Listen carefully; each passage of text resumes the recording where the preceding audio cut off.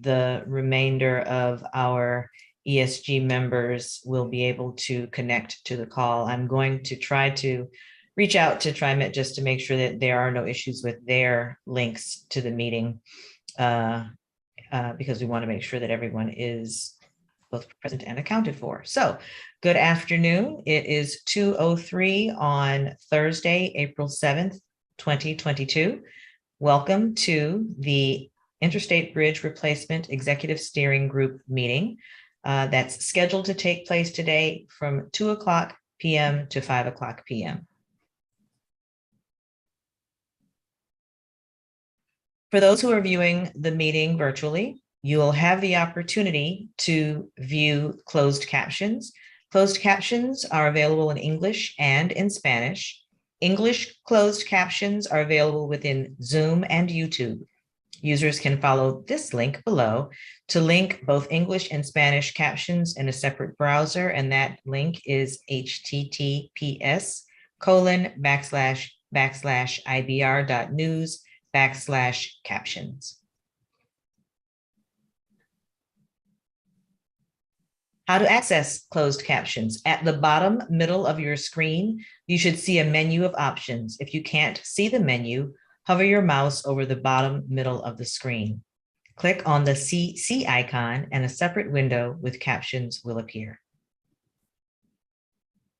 Webinar participation tips. We'd like to, of course, thank you for joining us today. We encourage panelists to turn on your video. We ask that you keep your audio on mute when you're not speaking. Before speaking, please state your name and affiliation to help attendees identify who is talking. And if you experience technical difficulties, please contact program staff at 360-329-6744. Public input instructions are as follows. There will be an opportunity to provide brief public input later in the meeting today. To submit input after the meeting, email comments to info@interstatebridge.org with ESG Public Comment in the subject line, or call 888-503-6735 and state ESG Public Comment in your message. The meeting ground rules are as follows. We're going to ask that participants honor the agenda, listen to understand and ask questions to clarify, that we are hard on problems and soft on the people, that we address interests and seek common ground, and we provide a balance of speaking time. The meeting agenda is before you and is as follows. From 2 to 2:10, we will have our welcome and introductions. After that, the LPA decision-making process presentation will be provided with an opportunity for question and answer. Then there will be a technical overview with an opportunity for questions and answers. We'll then take a 10-minute break. When we return from the break, a transit overview, a climate program overview, and then we will move into public comment.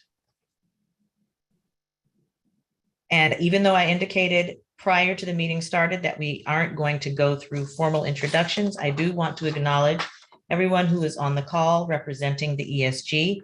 Of course, we have our program administrator, Greg Johnson, from the Washington Department of Transportation, Secretary Raja Millar, from the City of Portland, Commissioner Joanne Hardesty, from the City of Vancouver, Mayor Ann McInerney-Ogle, from the RTC, the Southwest Washington Regional Transportation Council, we have Executive Director Matt Ransom. From Metro, we have Metro Council President Lynn Peterson. From the Oregon Department of Transportation, we have Brendan Finn, who is the Director of the Office of Urban Mobility. From CTRAN, we have the CEO, Sean Donahue. From the Port of Portland, we have the Executive Director, Curtis Robinhold. From the Port of Vancouver, we have CEO Juliana Marler.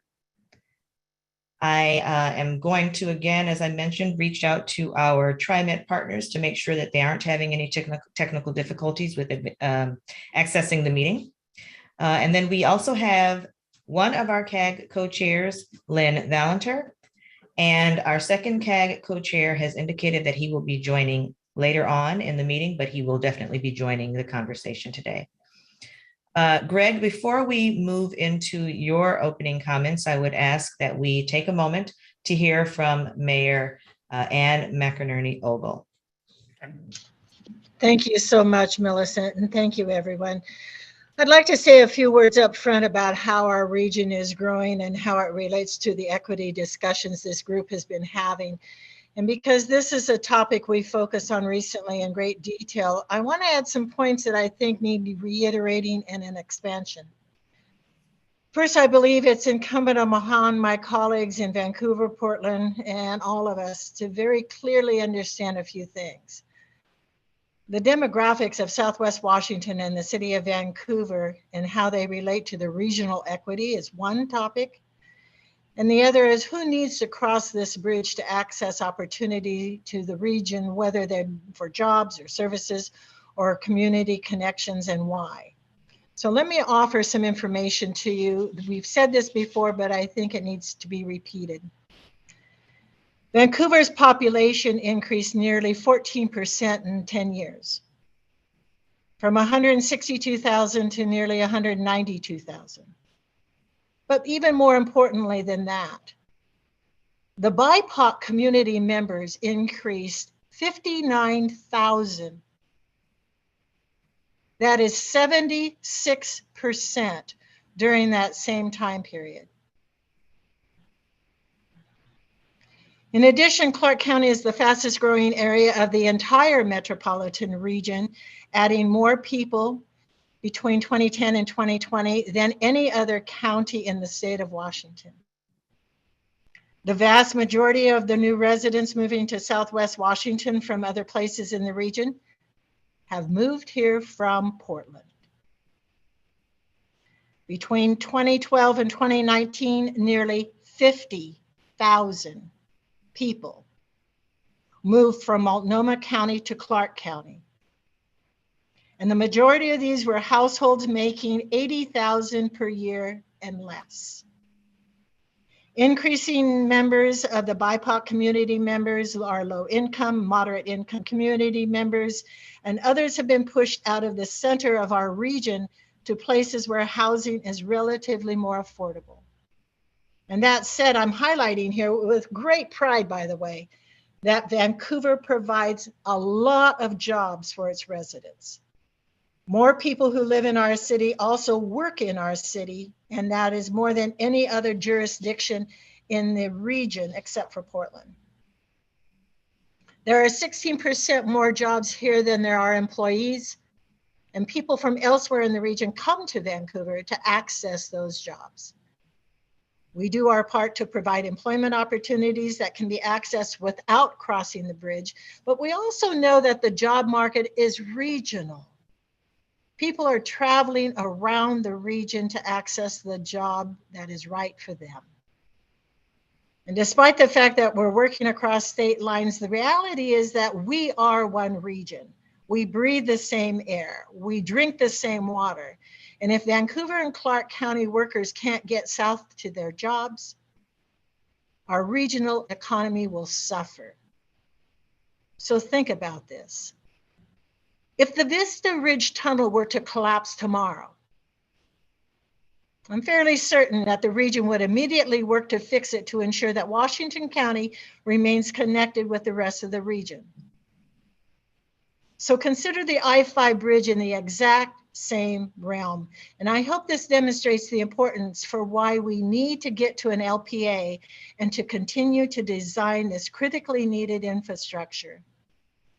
In order to ensure access and walk the talk on equity, we must provide infrastructure and transportation options that give people access to regional opportunities regardless of where they live. We need a bridge that works for the region and the people that we serve, and we need one now. Thank you so very much. Thank you, Mayor Ann. We appreciate your comments.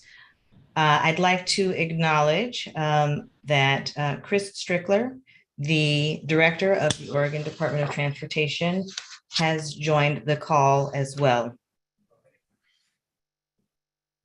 Welcome. For everyone's information, we, with the exception of Mayor Ann's comments that she just shared, have asked that we forego any other introductory statements from our project partners because we want to make sure that we're able to get through the full agenda.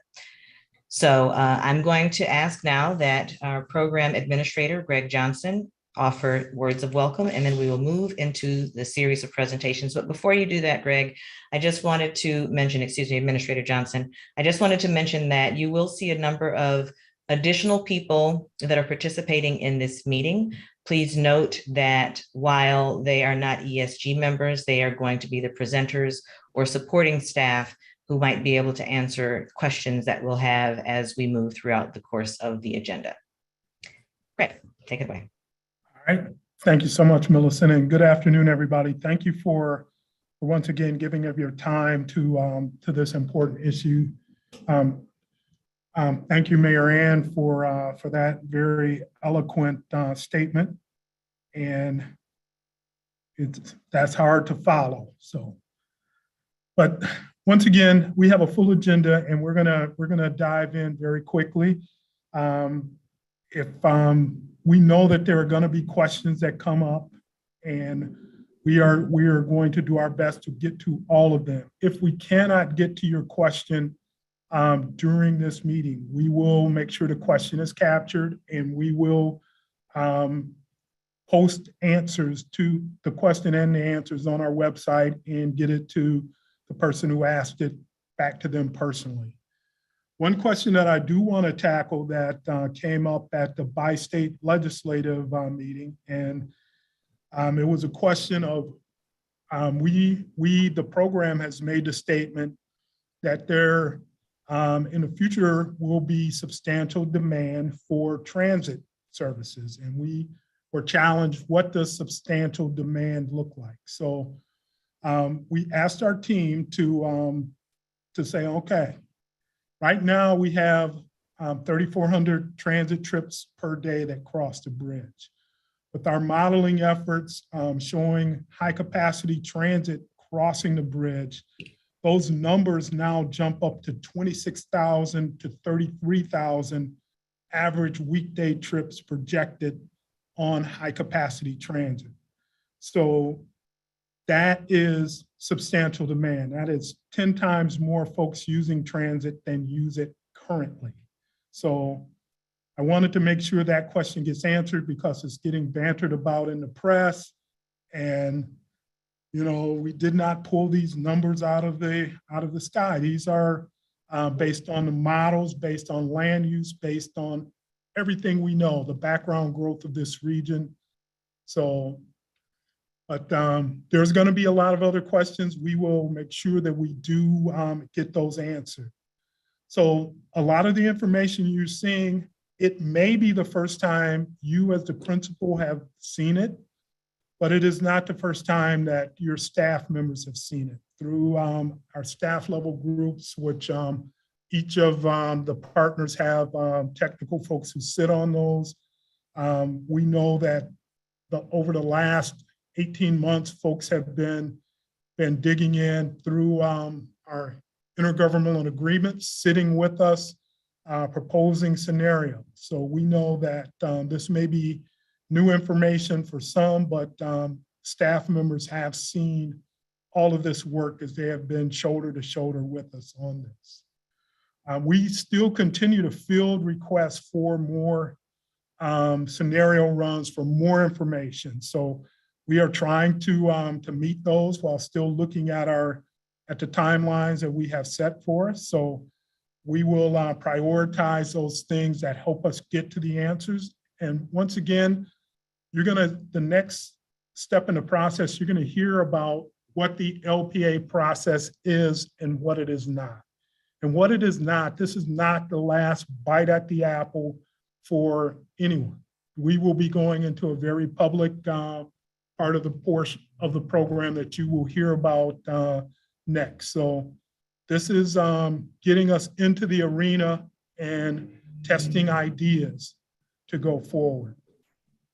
And finally, and this is along the lines of what Mayor Ann spoke to, we're engaging with the goal of having a final project or product that this region can be proud of. We know that relying on a 105-year-old bridge is not a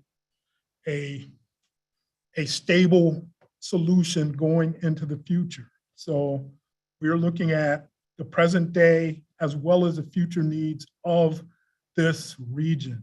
So, and we know that not having this bridge in service would severely impact each of the stakeholders. So that's our goal of the IBR program. That's what we have been charged with. And that's how we are pursuing this going forward. So with that, Millicent, I will turn it back over to you.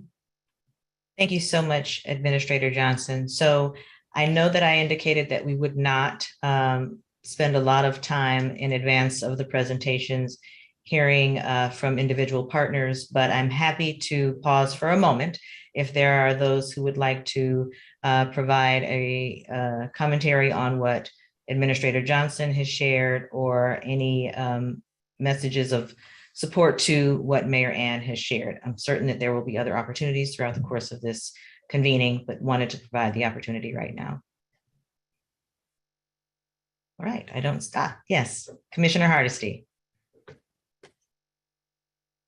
I just want to appreciate Mayor Ann's statement. I don't think there's anybody here who doesn't share this sense of urgency and a sense of having to do this right. So, so it's like, duh, but I need to see something that I can respond to rather than hearing a lot of words that really have not materialized in visual. So I appreciate Mayor Ann and Greg's synopsis, but let's get to the business that we supposedly are here to conduct. Yes, ma'am. That is what we are going to do. So with no further, well, before we move on, President Peterson. Oh, I just wanted to support one region conversation. I mean, well, each part of our region has unique characteristics and unique parts of its culture that it wants to keep very close to its heart of what place means to them. I think what we have been able to do, and I really do think that this is what we are trying to achieve, is placemaking, not just moving folks around, but actually creating place, repairing damage that was done, and building one region. And so I just want to say thank you for that message, Marian. Thank you, President Peterson. Thank you, Commissioner Hardesty. And again, thank you, Mayor Ann. So now we will move on to presentations. The first presentation that you'll see is going to come to you from the environmental team. We're going to be talking about the LPA process, and Chris Regan, who leads the effort for the program, is going to be our presenter. As I shared in the email in advance of this meeting, when I provided the final slides, there are a number of slides. The intention is not to read every word on every slide, but rather to make sure that you have the information before you. And recognizing that this is a public forum, we need to make sure that we do have the information available for people to see. But Chris is going to do a fine job of breezing through those slides so that we can get to the questions and the discussion on what's being presented. Chris, take it away. Thanks, Millicent. Good afternoon. My name is Chris Regan, Environmental Manager for the IBR program. Wonderful to spend some time with you again to talk through the environmental processes as we move forward. Millicent said some things that she imparted to the whole team that I just wanted to emphasize. I'm going to move pretty quickly through this, but I do want to provide the public the context that you have. The material that we have to share with you today was shared with you before the meeting, but the participants are seeing this for the first time. So I am going to make sure that they have that context. The material will be available on the web page so that they can dive deeper into it afterwards if there are any questions. So with that said, there has been a number of questions and conversations regarding where and how are decisions made, how does analysis come into things? And that's really stressed the need to have the conversation about three major steps that we're about to enter. conversations about the locally preferred alternative, the supplemental draft environmental impact statement alternative, and other studies that are going to advance to make sure that the program meets desired outcomes that we've worked together to define in previous meetings. So with that, next slide, please. I've said this before, I'll probably say it again. Before we understand where we're going, it's really important to know where we've been. And as we move forward, we've done some great work. We've done some heavy lifting, and it's really set the foundation as we move forward. We spent a lot of time identifying desired outcomes to define design option screening metrics to help ensure that as we move forward to address changes that have occurred within the program area, we did that intentionally, ensuring that we were going to meet specific desired outcomes. We are going to employ those. We have employed those. We are going to continue to employ those. We have used those in evaluating design options via screening and scoring partner work sessions. And we're modeling and evaluating high capacity transit investment options. That is work that has set us up to have a good conversation about the locally preferred alternative. And what's next is to adopt the modified locally preferred alternative, describe the alternative that will be evaluated in the supplemental EIS, and identify and conduct other studies. Next slide, please. As we look at this, it's important to recognize that that modified locally preferred alternative is the core of the work that we're doing. That work is really setting the direction for the program as we move forward. It identifies the foundational IBR program components that are locally agreed upon. That work comes from the evaluation through screening metrics that were based on desired outcomes. And we will continue to assess how we're achieving those desired outcomes as we move forward through these stages. The work that we're doing with the modified locally preferred alternative is going to be done spring, summer 2022. When that is done, then we're going to pick up the next step, which is the supplemental environmental impact statement, entering into the National Environmental Policy Act. The supplemental environmental impact statement is going to evaluate the corridor-wide alternative that incorporates the modified LPA foundational components and provides greater detail to that. The SEIS is going to be a detailed evaluation, identifying benefits and impacts, and it's going to be shared with the public for review and comment. Refinements to the SEIS alternative are going to be made in response to partner, public, and tribal engagement, as well as additional design detail. And we're going to have a lot of conversation about some of that design detail after this presentation. That work is going to be done spring 2022 through fall 2023. There's a lot of work that goes into that. But that's not the end of it all. There's also a number of IBR program studies, plans, and authorizations that have begun that will be finalized, and there will be other ones that advance as we move forward from design and construction. Next slide, please. So there's multiple venues for input and decision making, and we're going to step through this. So next slide. The first one is the modified locally preferred alternative. This is the foundational component. It is a key milestone for the public, and we're going to talk about it in more detail. Next slide. The supplemental EIS alternative is evaluation of corridor-wide improvements, how they fit together, and this presentation will provide more details on that as well. And then the next slide, the other studies, plans, and authorizations, those will be used to support the National Environmental Policy Act, our capital investment grants, design and construction, and other elements of the IBR program.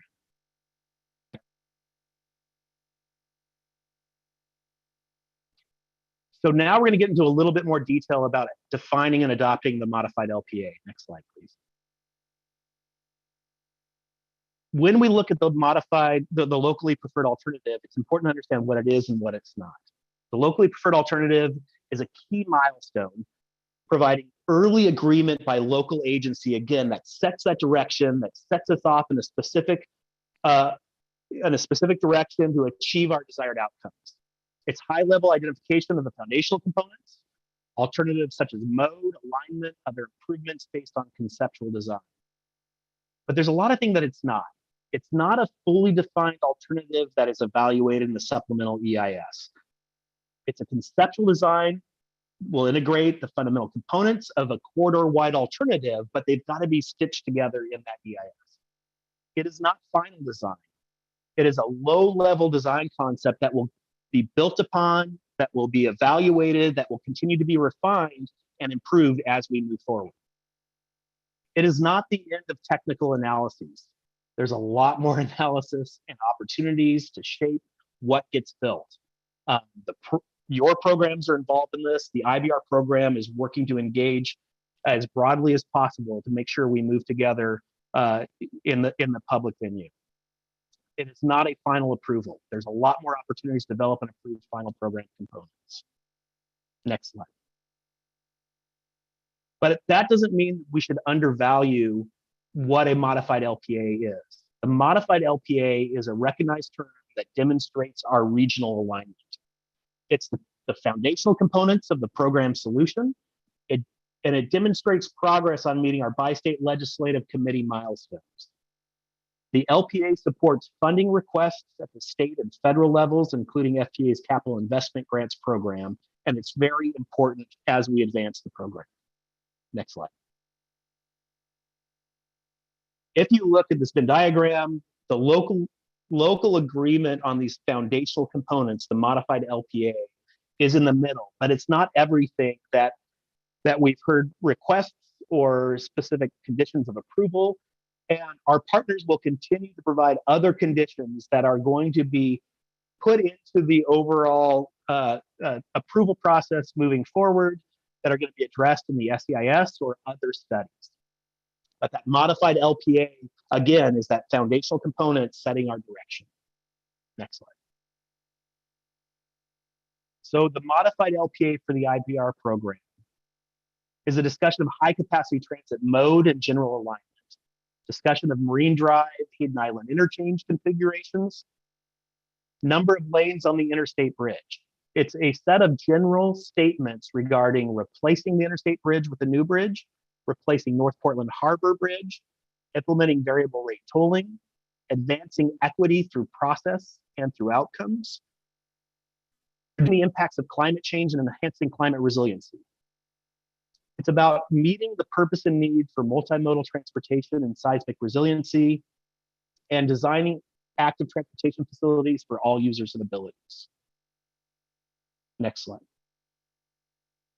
I know I'm going fast. I'm going to keep going, so you're going to have an opportunity to talk about this. So then let's talk a little bit about what is the supplemental EIS alternative. Next slide. Supplemental EIS alternative builds on the past NEPA documents and decisions. It focuses that analysis on the components that have changed since our previous planning studies and builds upon that to determine what is the best solution for today.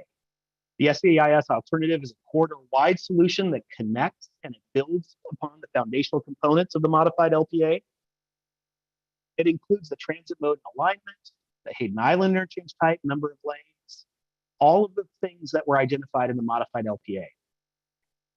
The other design options previously considered during the modified LPA would not advance for further study in the supplemental environmental impact statement. So for example, if the decision in the modified LPA was a partial interchange for Hayden Island, then a full interchange option would not be studied in that supplemental environmental impact statement.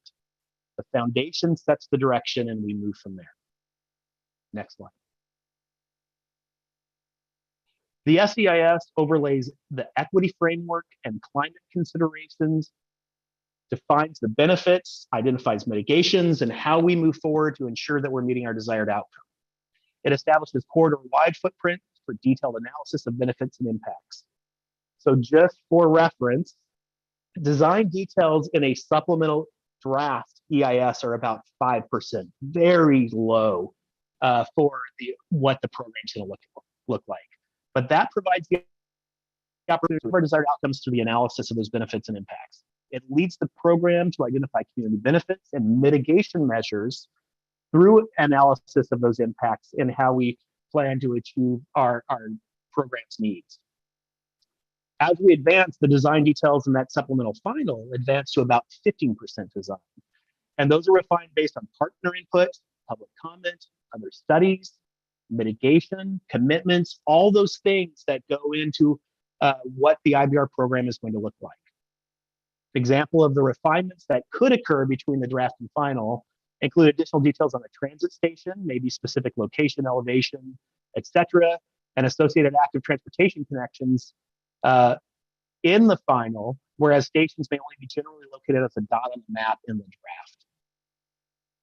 The foundational components of that modified LPA are not expected to change during the supplemental EIS process or any time after local agency adoption, barring major findings of impacts or overwhelming public response through that NEPA process. Next slide, please. But that's not it. There are 2 places where we are going to define and continue to work forward. We also have other studies that are part of the equation. Next slide. There are a number of other studies, plans, and authorizations. These support the advancement of the IBR program. They integrate it into NEPA, into design and technical details, overall program delivery, construction specifications, finance strategy, community benefit agreements, climate strategies. There is partner collaboration in developing these studies and the resulting decisions. There's also community engagement opportunities in many of these studies so that we continue to engage and make sure that we are aligned with the IBR program. Next slide. Some examples of these studies include transit studies. Chris, Yep. Chris, I'm sorry. May I stop you for just a moment? Mayor Ann would like to interject. Yeah, Chris, you're breaking up, and we've been checking with some of our colleagues. I wonder if your headpiece can come forward a little bit. We're not hearing you. Your voice is falling away from it or something. Okay, I'll make sure. How far back should I go? Is this fine to start from here, or should I go back a slide? Oh no, start right. Don't go back. Start right here. Go forward. Okay. Yeah. Thank Great. you. Thank you, Mayor Ann. Yeah. Thanks for letting us know. Yeah, and I'll do my best to try to talk into that microphone. So some examples It's much of better. Yeah, great. Much Thanks. These callers on these, when you have to dress up in shirts in front of the public audience.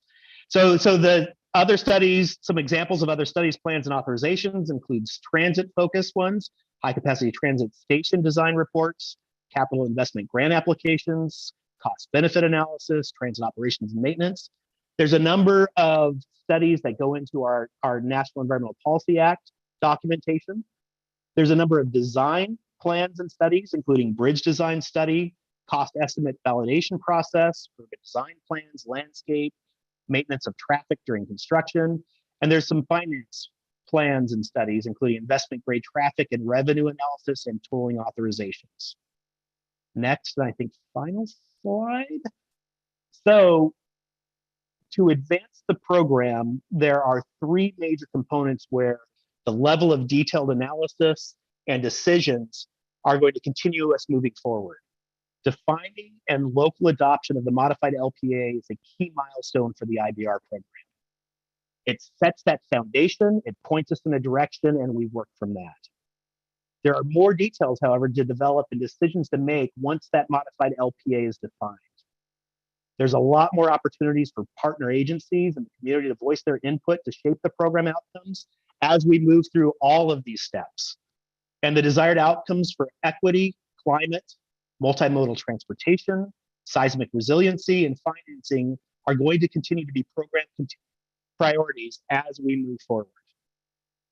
With that said, I can stand back and let you discuss, or I can stand ready to answer some questions. Thank you so much, Chris. I'm certain that there are going to at least be comments, if not questions. I see Juliana Marler from the Port of Vancouver has a question or has her hand raised. Juliana. Thank you. Thank you, Chris, for that overview. Really appreciate it. Generally, I think the process makes a lot of sense. I do have a question. You had mentioned that once we make a determination on what the considerations are for the bridge, then that will proceed, and you will only study those particular scenarios. What if you are going through that process and you determine that there is a fatal flaw in one of those scenarios? What would next steps look like? Yeah, I think that's a great question, and why I paused a little bit. The intent is not to change those, but barring, overwhelming public comment or environmental impacts or fatal flaws, there is room in the NEPA process to ensure that the data that is coming out through the analysis supports our decisions forward. And if there was a fatal flaw, that would be the time to dive deeper into the issue and determine what is the best way to pull, to bring the program forward to make sure that we are meeting the needs of the program. Great, thank you very much. Thank you so much. Commissioner Hardesty.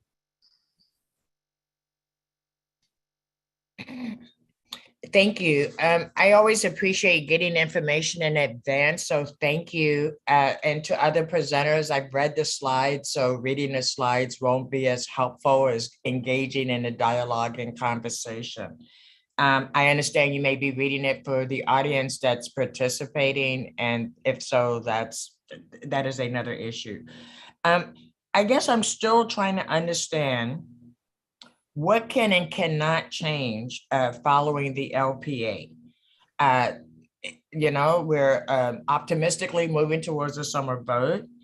And so I still don't know what it is the LPA looks like. So, again, what can I expect once we see what the LPA is, the locally preferred alternative, and once we see the options that we're choosing among, then I suspect when we'll be ready to move the vote forward. Am I accurate? Because again, we're still talking about a process, but we've actually haven't talked about what the options are that we're going to be considering, both here and moving with our own governmental organizations. That's right. Yeah, my goal was to talk process, but the details of that locally preferred alternative are going to be coming out very soon. The point of my presentation was the LPA has the weight of providing the direction, and barring any kind of major analyses that shows fatal flaws, that will be the direction of the program. The NEPA process is established to allow for public input and a specific process to ensure that we get it right. But the specific elements that were identified within this presentation early on are those things that are going to be within, defined in the LPA. And today, am I going to see models of what could possibly be parts of the LPA? I think we'll just keep talking about an LPA that I have. No, we're not going to keep talking about the LPA. You're going to start to see the technical information that would help to inform the decision making for the LPA. But we wanted to make sure that everyone was speaking the same language and understood the same expectations, or had the same expectations about what an LPA was or is as it relates to this program. There have been a number of conversations that could potentially confuse or suggest something other than what is actually the path forward for this program that have been discussed. And so we wanted to provide a level of clarity for everyone so that we would all be on the same page. I see Secretary Millar's hand is raised. Yes, thank you. And I hope you can hear me okay. Yeah. I really appreciated Chris's presentation, and it reinforces for me. I had the great pleasure of having lunch with a dear friend of mine that she and I used to teach the Managing the Environmental Process class for the Federal Transit Administration. And our catchphrase was NEPA is our friend. The notion here, and a lot of people mistakenly believe that you pick an alternative and then NEPA is going out and getting a permit to build it. What NEPA is a decision-making process. And so what we're doing is we're identifying the major ingredients that go into the sausage that we'll be making together, and we'll be making that sausage through the NEPA process. So the LPA is not something you could go build, but it is something you can go study. And NEPA, if you find something in that discovery process, you adjust accordingly. And depending on the scale of the adjustment, you continue to move forward, adjusting accordingly, or maybe you move back, and that's fine. But I just want to make sure that we're all thinking that way, that we are really at the beginning of the decision-making process for this project. Thanks. Thank you, Secretary Millar. Are there any additional comments or questions about the presentation? Again, we wanted to ground everyone on what we are talking about as it relates to the LPA, what you can expect as we move forward. Executive Director Ransom, I see your hand is raised. Yeah, thank you. I did want to thank the project. You provided support to me just this last week so that I could brief the RTC Board of Directors on Tuesday on this matter. Chris, you did a better job than I did. You took a little bit more time, but certainly I think this is very complex. So let me just sort of connect two assumptions. There's been a lot of work that's been underway for months, and that work is options assessment. Last month, we saw a presentation on transit options. Shortly, we're going to see a presentation on Marine Drive. That's part of this process. So what I think we're doing is when we see that presentation here in a few minutes, it's incumbent upon me and my team, it's incumbent upon other teams that are supporting this project to start to make observations, maybe preferences, maybe inquiries about these options, because these options are going to be compressed here pretty quickly. But that work has actually been underway. And it's a matter of assembling these component pieces, the transit, the interchange, the bridge, etc. And that's the work that we have in a couple weeks. It's going to be compressed. It's going to go out for public review. RTC board and other entities around this table will have an opportunity to look at it, to push on it, pull on it, etc. But I'm assuming that we've been looking at options all along. And so I've been tracking it, and I just want to make sure that that's what the project has been doing. You're correct, Matt. The team, and this was referenced even in Administrator Johnson's initial comments, the team, and by team, I mean program staff, along with staffs from each of the partner organizations, have been working together over the past 18 plus months to review all of the potential, not all, but many of the potential opportunities and options that this project has the opportunity to provide. And so what we are, the point that we're at now is providing for you both a high level overview, but an opportunity to do some in-depth conversation and understanding of information in this public setting so that we can ensure that all parties are progressing with the same expectations and with the ability to make a decision based on what you're seeing here, but acknowledging that, yes, there has been volumes of work produced over the course of almost the past 2 years that would help to inform how we are able to move forward. So I'm not sure if there are other comments or questions about that, but I appreciate the statement that you've made, Executive Director Ransom. I don't see any additional hands raised, so I'm going to assume that we can move on to the next item on the agenda. Thank you so much, Chris, for sharing the information that you did. We look forward to continuing in the engagement. Before we move on to the next presentation, however, I'd like to acknowledge and welcome the Executive Director, the General Manager for TriMet, Sam Dessou. He is the ESG member from representing the Portland Area Transit Agency, TriMet. And so this is his first time participating in the meeting, but it's not the first time that he's talked about it. And we're pleased that he's allowed and engaged his staff up to this point, but he is now happy to step into the space of supporting decision-making as we move the program forward. And while I know that we've not spent a lot of time talking amongst each other, I would like to offer General Manager Dessou the opportunity to share any words of welcome before we move on to the next presentation. And Shilpa, Brad, and Ryan, I want you to be queued up. All right, Millicent, thank you. And I want to just say I'm honored to be here and join you today. And I appreciate the opportunity as I transition onto the ESG. Our community has faced challenges over the past several years, and I just want to say thank you to all of you who've overcome those challenges to really keep our community moving. I can tell you it's been, it's taken a village for all of us to get through. And it's really changed the impact on TriMet as we move forward. And we're looking at reevaluating our priorities as we move on, taking this time to really understand and reevaluate how we serve our riders. We're looking at building back our ridership as well, and really champion the climate actions to improve the health of our community. But I can tell you, as you stated, Millicent, that the bridge is a vital link in connecting our region. It has one span that's over 100 years, and the bridge is at risk right now.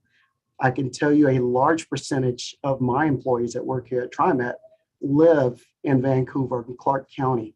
And if something happens to that bridge, we can't provide the mission to our community and this region. So I've been really impressed by the joint efforts of a strong forge partnerships to take on this replacement. And I just want to thank all the partners from IBR to C-Tran to TriMet to Metro to PBOT to WASDOT to FTA, all of the cities, Clark County, and all of our ports, both Vancouver and the Port of Portland. We need to continue to really engage our communities and evaluate the voices of equity throughout this process as we're moving through it. And want to just close by saying that TriMet is committed to finding a solution that will improve our transportation system. And we are closely working with the IBR team and developing our transit investment scenarios. And we continue to support our partners as we head towards the development of the LPA. I'm very hopeful for the future and hopeful for what we all can accomplish together. So thank you.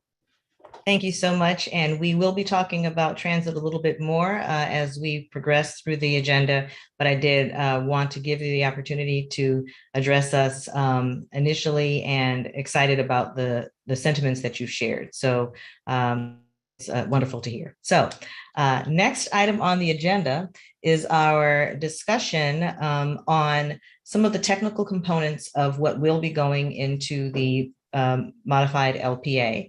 And so I've asked Shilpa Malam, who is the Deputy Design Manager, Brad Phillips, who is the Civil Design Lead, and Ryan LaProuse, who is our Planning Lead, to join the conversation to walk us through the technical analysis that's been done and to answer any questions that you have about some of the decisions that you'll see that the team has come together to post as a part of this conversation. Shilpa. Thank you, Millicent. Good afternoon, everyone. Can you go to the next slide, please? So as Millicent mentioned, I'll be starting off with an introduction on the Hayden Island Marine Drive section of the project, talk about what's changed and what we're looking at for options. Next slide, please. So what has changed? Our first step in the project process was to see what has changed from the 2013 LPA that we had with the Columbia River crossing. And we worked with our partners to identify these changes so we can develop our options accordingly to address what's changed.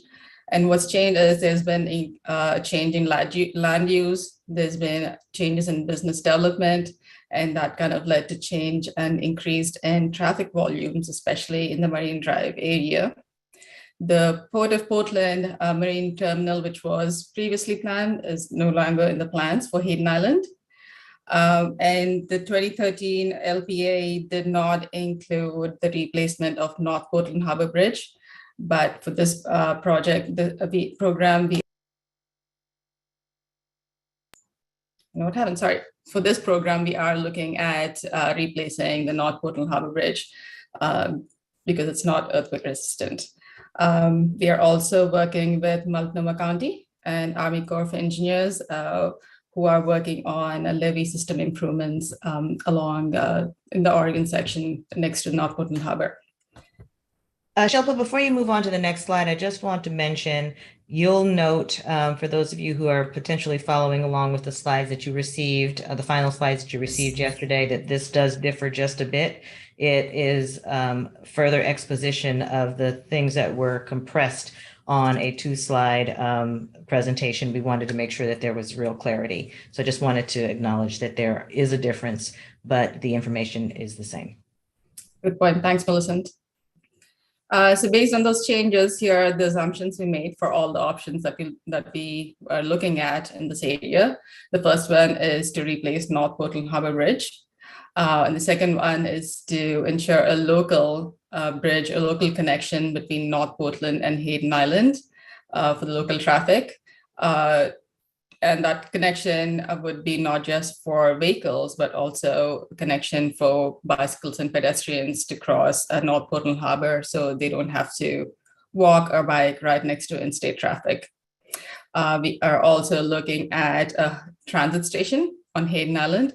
We have transit as part of all the options, and they will all include a transit station on Hayden Island.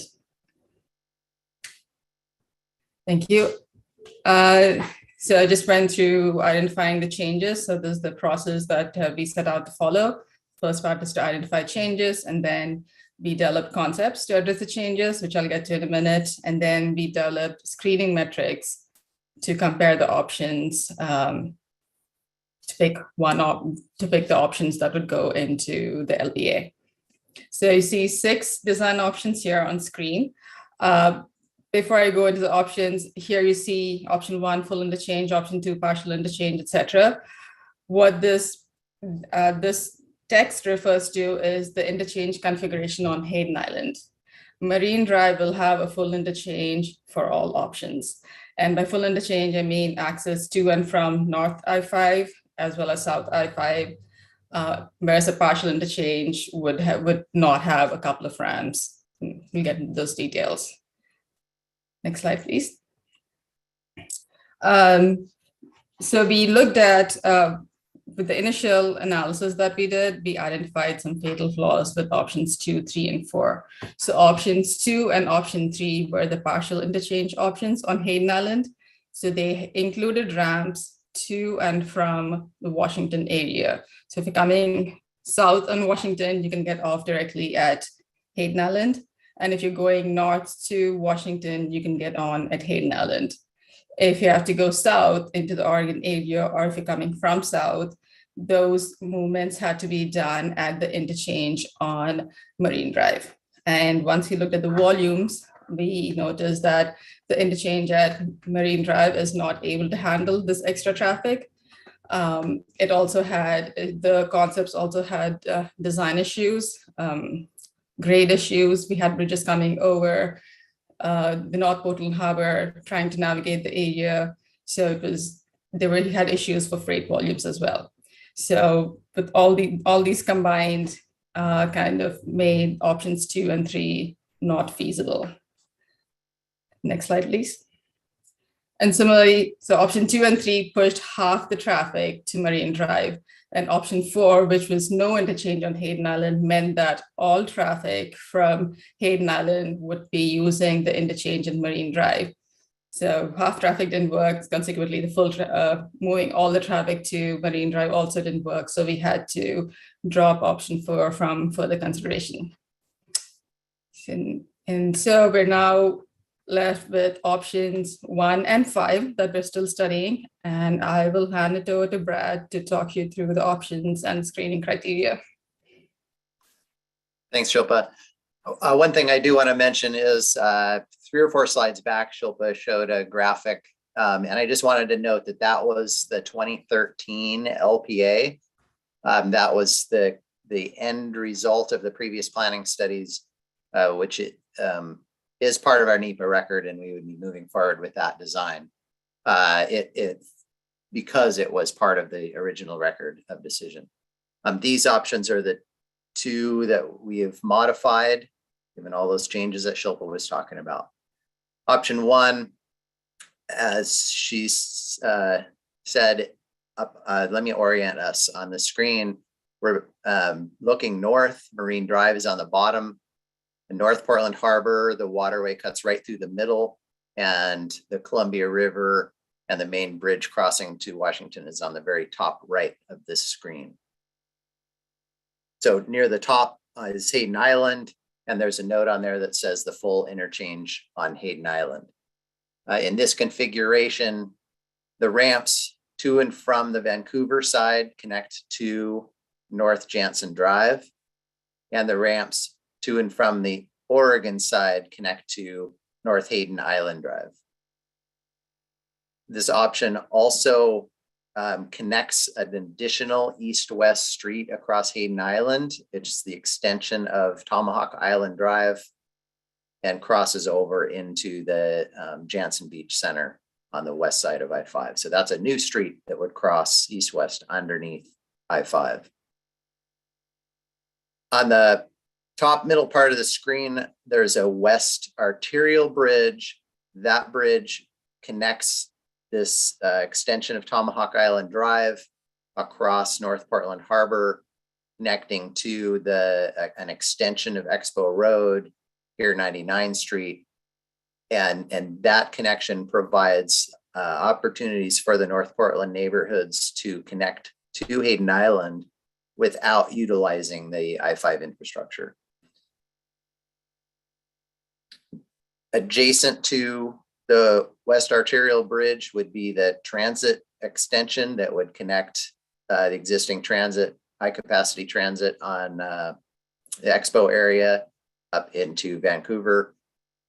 And adjacent to that is the shared use path that is also connecting the systems from the 40-mile loop and North Portland neighborhoods and shared use path connections to Vancouver and the connections that are available in downtown Vancouver. The bottom of the screen is Marine Drive. And this is showing the single point interchange that was similar to what was done in the previous planning studies. It's a very efficiently designed interchange to be able to move the pretty extensive volumes that are on MLK, and especially the high freight volumes that are going in and out of the port through the Marine Drive interchange. All ramps, both from the north and from the south, have the ramps that go to one single intersection right on MLK, right at the dot there that says full interchange at Marine Drive.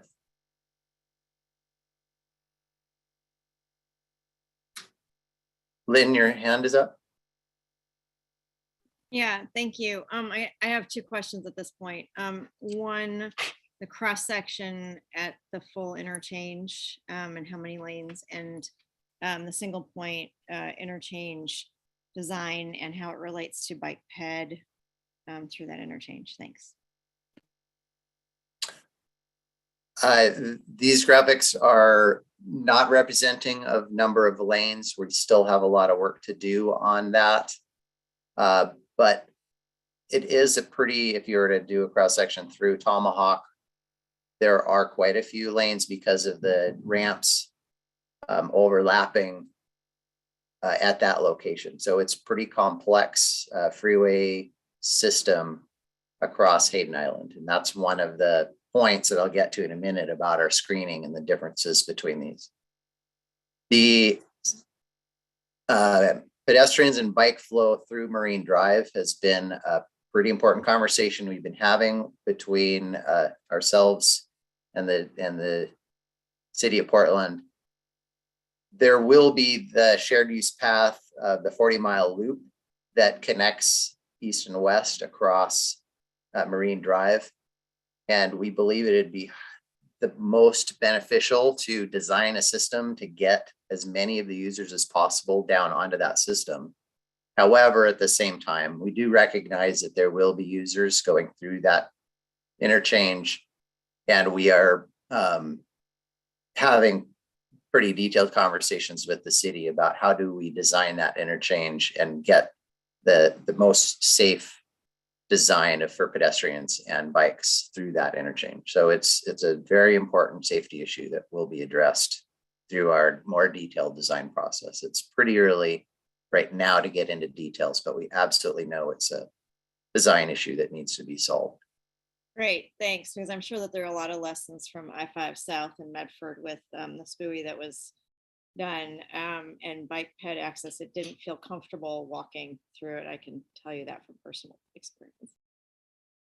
Thank you, President Peterson. I see Curtis Robinhold's hand is raised.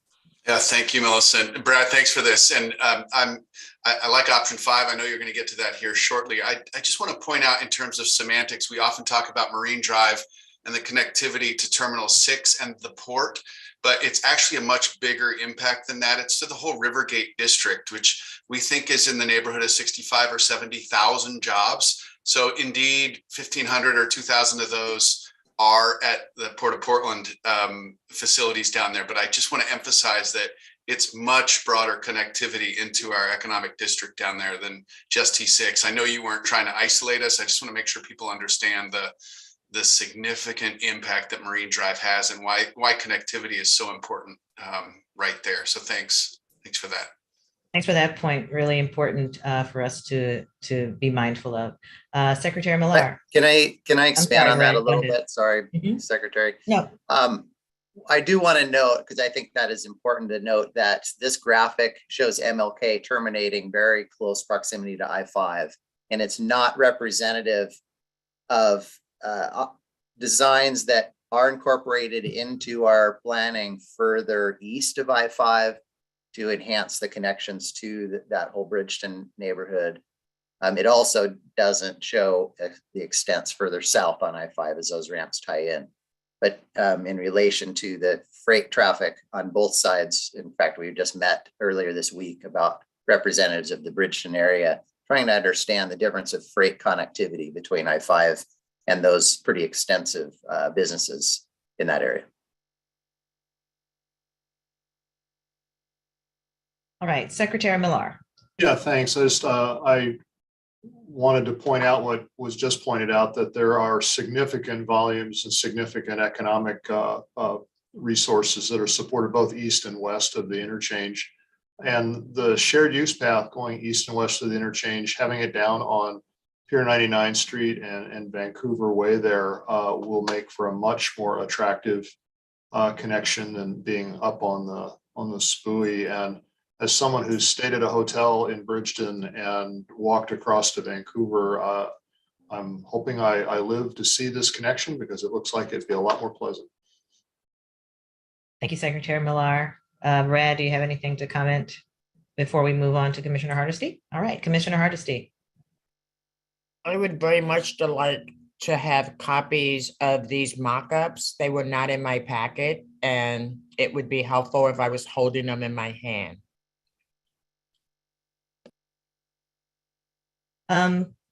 Thanks for sharing that, Commissioner Hardesty. I did include these slides in the presentation, but I'll make sure that you get a separate packet with all of the images that that we have discussed today.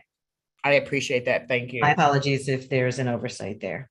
Yeah, I didn't get any of these visuals. I got the entire packet that you sent, but it left out the stuff I was most interested in. Thank you. I'll make sure that you get the information. My apologies again. Are there additional comments before we move on? All right. Thanks, Brad. Are there additional comments that you have to share before we ask that Ryan just speak to his process regarding modeling and what we can expect to see as we continue to advance the program? I think our next slide is going through option 5. So I believe I'm still on the table, still on the hot seat, Melissa. Sorry, I was trying to get you out of it. It's often so uncomfortable. Go ahead. So this is option 5. It is the same view that we had in the previous one. The top of the screen is Hayden Island, and the note there that says, sorry, there isn't a note there. This is the option that is the partial interchange on Hayden Island. And in this case, there are ramps to and from the Vancouver side. Again, they're the same connection points or similar connection points on Jansen Drive. On Marine Drive and MLK, the single point interchange is also shown in a similar fashion. The difference in that Marine Drive area is that there are 2 additional ramps that connect, again, to and from the south portion of I-5 that terminate on North or on Pier 99 Street. So those are essentially the replacement of the Hayden Island access. Instead of those 2 ramps being on Hayden Island, they're here on the Marine Drive vicinity, but not connecting to Marine Drive, going underneath Marine Drive, connecting to Pier 99 Street. And you'll see a representation of a roundabout on Pier 99 Street. There is a similar one that's underneath the southbound, northbound infrastructure. You can't really see it. That's where the ramps terminate.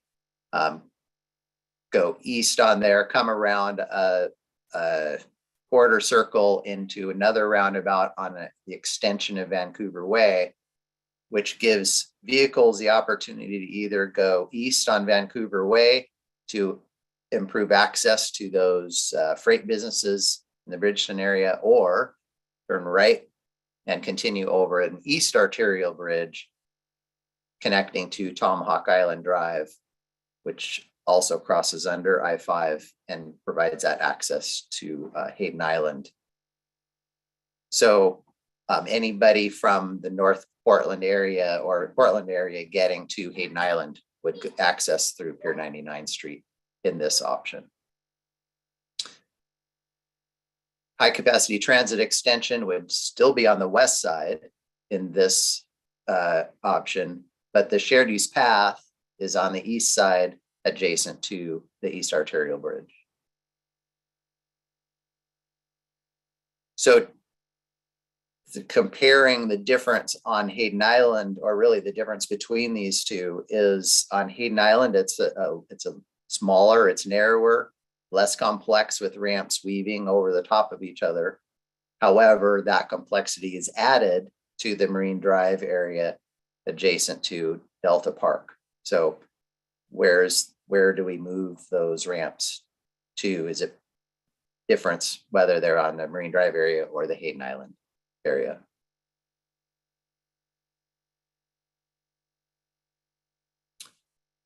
Are there any questions on this option?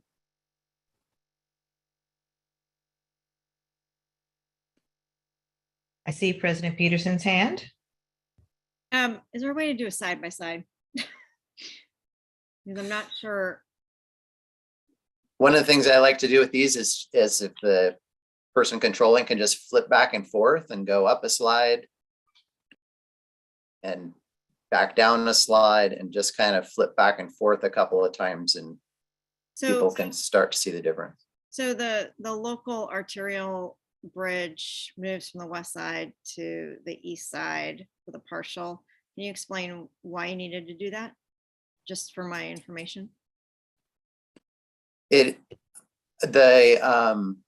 complexity of transit crossing Pier 99 Street, as well as having intersections for the West Arterial Bridge, if it was there, and ramp terminals coming down to Pier 99 Street, we thought was too much complexity in a very short, small area that would cause, frankly, some operational issues and maybe some safety concerns.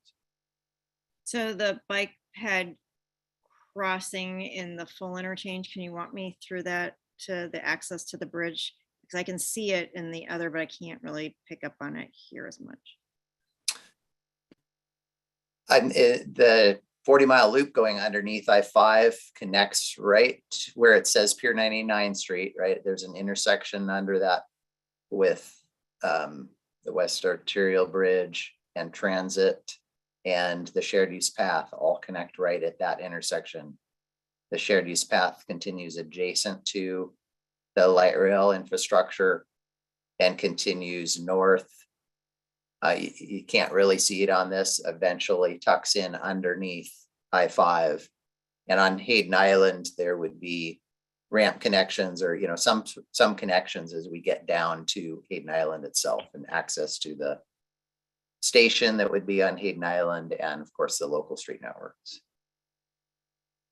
We're still working on details of how that path connects into North Portland, whether there's multiple routes. There's of course the east-west of 40-mile loop. There's the extension down Expo Road, as well as connections through Delta Park. So that level of detail needs further work to define where all those connection points are that are, of course, very important to make that path system operate correctly.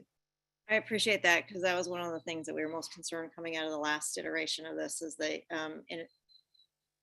lack of interconnected to both sides of the bridgehead, basically. Thank you. Commissioner Hardesty, I see that your hand is raised. Yes, and let me just say thank you for the ability to flip back and forwards as between these two options. And so let me just start with the first question, which is option 1 and 5 are the only two options that are still under consideration. Yes. Excellent. That makes my conversation a lot shorter. I noticed that there are some high capacity transit stops and then just transit stations. Is there a difference in this mock-up between high capacity transit stops and some other mode of transit that has yet been named? High capacity transit is a generic term for whether this is a light rail technology or bus rapid transit. The program's been studying both of those. The stations would be pretty similar locations. Clearly, they'd be different designs, but in either case, whether it's buses or light rail, there would be a station, a new station on Hayden Island. And of course, there would be what do we need to do to Expo, the existing Expo station, whether it's light rail or buses will be a little bit different of how we would treat the modifications to that existing station. And I know TriMet is at that same table, but again, I haven't heard about whether or not there is a plan to actually expand capacity in that area. And so hopefully those conversations are happening somewhere, since they're not happening in this particular body. I am concerned about the difference in cost between option 1 and option 5. Have you done any financial analysis to determine what the significant cost is and whether the cost savings are beneficial versus an investment of additional resources to do something different? Can you go to the next slide?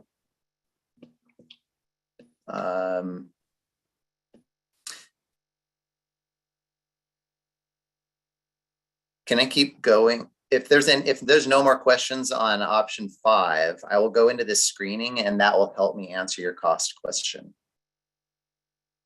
Were there any other questions that someone had looking at the 3D graphics that we should cover?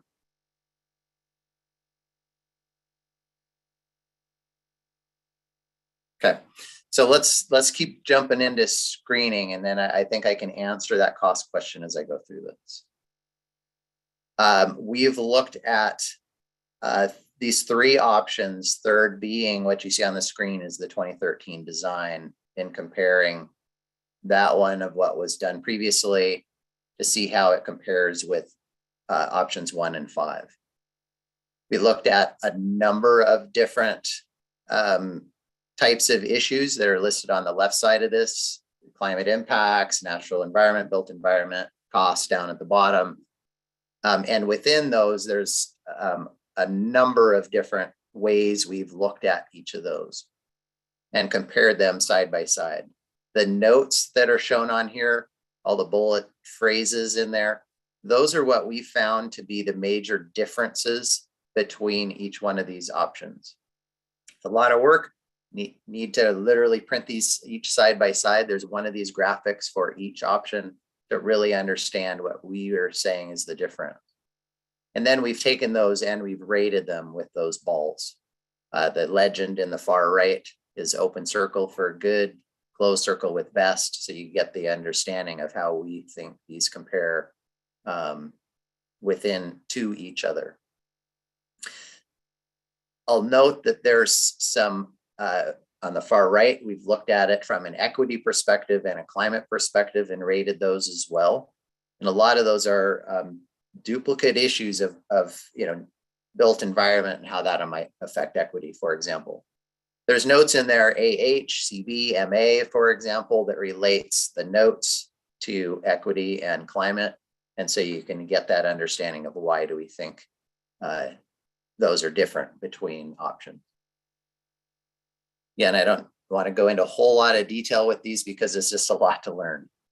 Go on to the next slide. You'll see we did one for option 1, very similar. Option 5 is the next slide.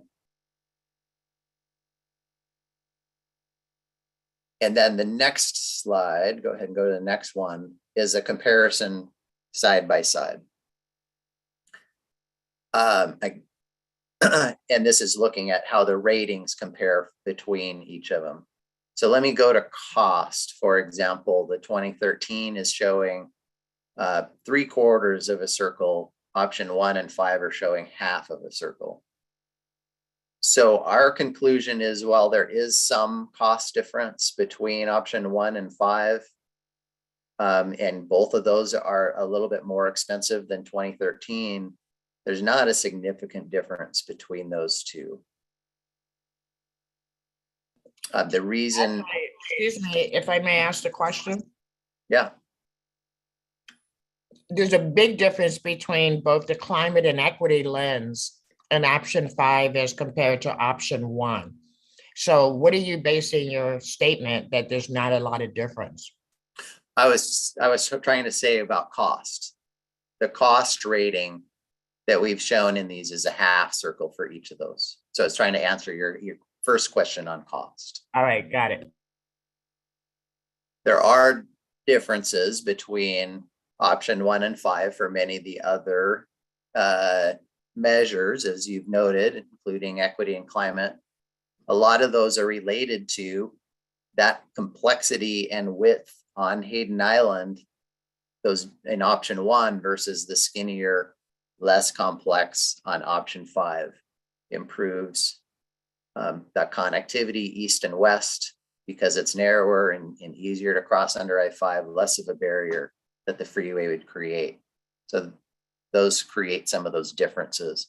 Again, there's more differences going to the bullet points in the previous slide, looking at those side by side and doing a little bit of study and homework to really understand more complete reasons why we're saying there's differences between 1 and 5. Commissioner Hardesty, I see that your hand is still raised. Did you have additional questions or comments for Brad? Sorry, just forgot to put my hand No, up. it's okay. No need to apologize. Just wanted to make sure that we didn't fail to acknowledge if you wanted to share any additional thoughts. Any additional comments from any other ESG members on what Brad has shared? Yes, Executive Director Ransom. Yeah, just a process question. So I really think these rating graphics, the one that you were on previously, the one that had the comparison side by side, appear to be pretty effective summaries. And so is it the intent of the project to produce this kind of summary work across, as we were discussing earlier, all the scenarios of all the component pieces? For example, we're talking about this interchange complex now. We're going to be talking about bridge. We're talking about transit. So is this the tool that we'll see and the public will see so that we can then do this compression to get to the modified LPA?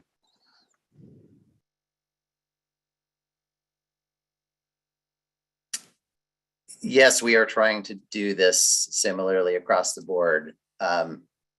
Transit is one that's a bit different. It's a little bit harder to do this, but this is the type of work we've been doing across the decisions that we've been working on as we've been working with each of the agencies. And I guess I do have one more question. Go ahead, Commissioner Hardesty. The question, I guess, becomes about, never mind, I think it may be too premature, but really about the funding package. I continue to be concerned that we are talking about freeway options without talking about freeway interchanges, without talking about low cost, low income individuals, exemptions, and not having that fed in. I understand that that's coming somewhere down the pike after the locally preferred option has been voted on. And so I just want to make sure that any documentation that we create continues that theme about sharing multimodal options as we go through this process. I understand this is a highway project, but it is connected to other multimodal options, and it should be reflected in all our documentation. Thank you. Thank you, Commissioner. Comment is noted. I'm looking to see if there are any additional hands raised. I don't see any. Any final comments before we move on to just have a brief conversation about what the modeling team has been doing and what we anticipate they will be doing over the next several weeks and months? Can I just say that this is really helpful, having these one-page visuals that actually gives us good information. I would love more of those as we continue to move forward. It's good to be able to look at the comparisons between different options and then talk about why we're making the choices that we're making. Thank you. Thanks, Commissioner. And as a follow-up to your earlier comment or inquiry, I have forwarded the slides with the images to you, so you'll have those at your immediate disposal. All right, thank you. Ryan? I will jump in. Hello, Ryan LaProuse, Transportation Planning Manager. So we have been doing modeling to support this decision. There's a few rows that are in there on vehicles and freight. So the team has been, producing 2045 volumes to analyze that. Similarly, to support the transit options that have been being presented a little bit later. There's been a lot of travel demand modeling forecasting that's being done for that. So that's kind of coming to you, I think, later in this meeting.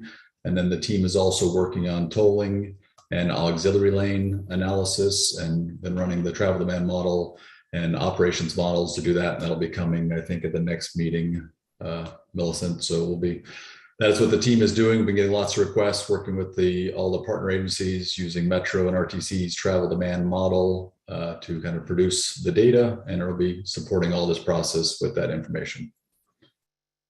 Is that what you were hoping, Millicent? That was it. Perfect. I just wanted to let folks know that Ryan and his team have been, really working their fingers to the bone to ensure that they're being responsive to the requests from each of you and your staffs. There have been any number of iterations of potential solutions that the team has considered and continues to consider. Ryan and his team receive requests almost daily to look at different options. And so with that, needless to say, that does take time. And we want to make sure that they have the time to do what's necessary to help us to advance the program. We also want to make sure that we're talking about what we need to do now versus what we are able to potentially do later. And so and I don't want to suggest that we as a program don't want to do anything, but we do need to make sure that we're managing our time well and wisely so that the team can produce the information that you need to see to make the most immediate decisions and then to consider for future decision making. So I just wanted for Ryan to share with us what he was up to, what his team is up to, and to assure you that as we continue to have these conversations, that you'll see some of those products. Some of the products were even seen in the presentation that you've already seen. It's all dependent upon each other in order to make provide meaningful outputs. So just wanted him to jump on. and at least in this convening, not have a series of questions thrown in his direction that might suggest that he and his team are not working as hard as they possibly can to be responsive to what's been requested across the board. All right. We might be a little bit ahead. We're right on schedule. Look at that. So if we don't have any more questions, let's take a 13-minute break. That'll give us time to refresh ourselves, come back and prepare to dig into the transit partner update and then our climate program overview. So thank you all so much for your patience, for your tremendous questions. We'll see you back here at 3:40.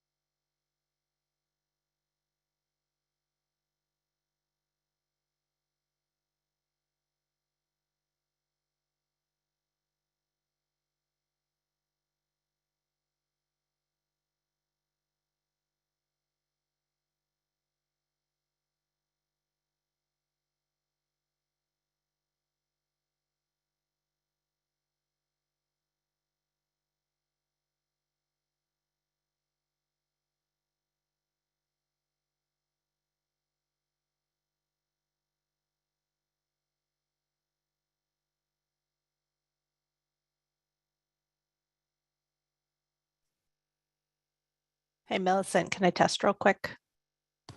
You hear me? I can tell. Okay, great. Thanks.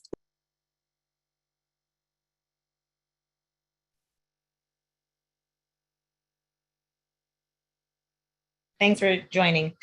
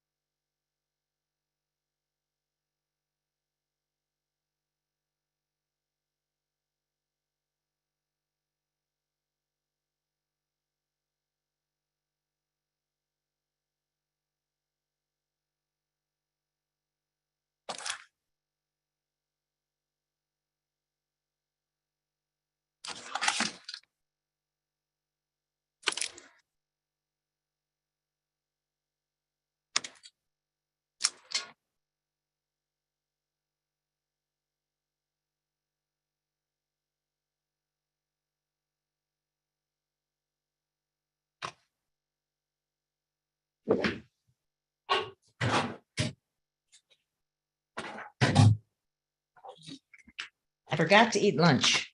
Hi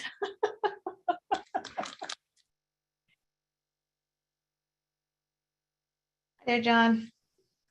Hi, Millicent. Sorry, you're hungry? Not good, Millicent. It's not. But we're gonna make it, and I might sneak a few gummy bears in between sets. So We need you to keep your energy high. well, this is what I got today. I normally have like so much stuff, and I don't today. It's weird. So anyway. All right, folks. We're mostly back, I believe. I just want to make sure I see all of the faces of the partner organizations before we advance the conversation to make sure everyone's back.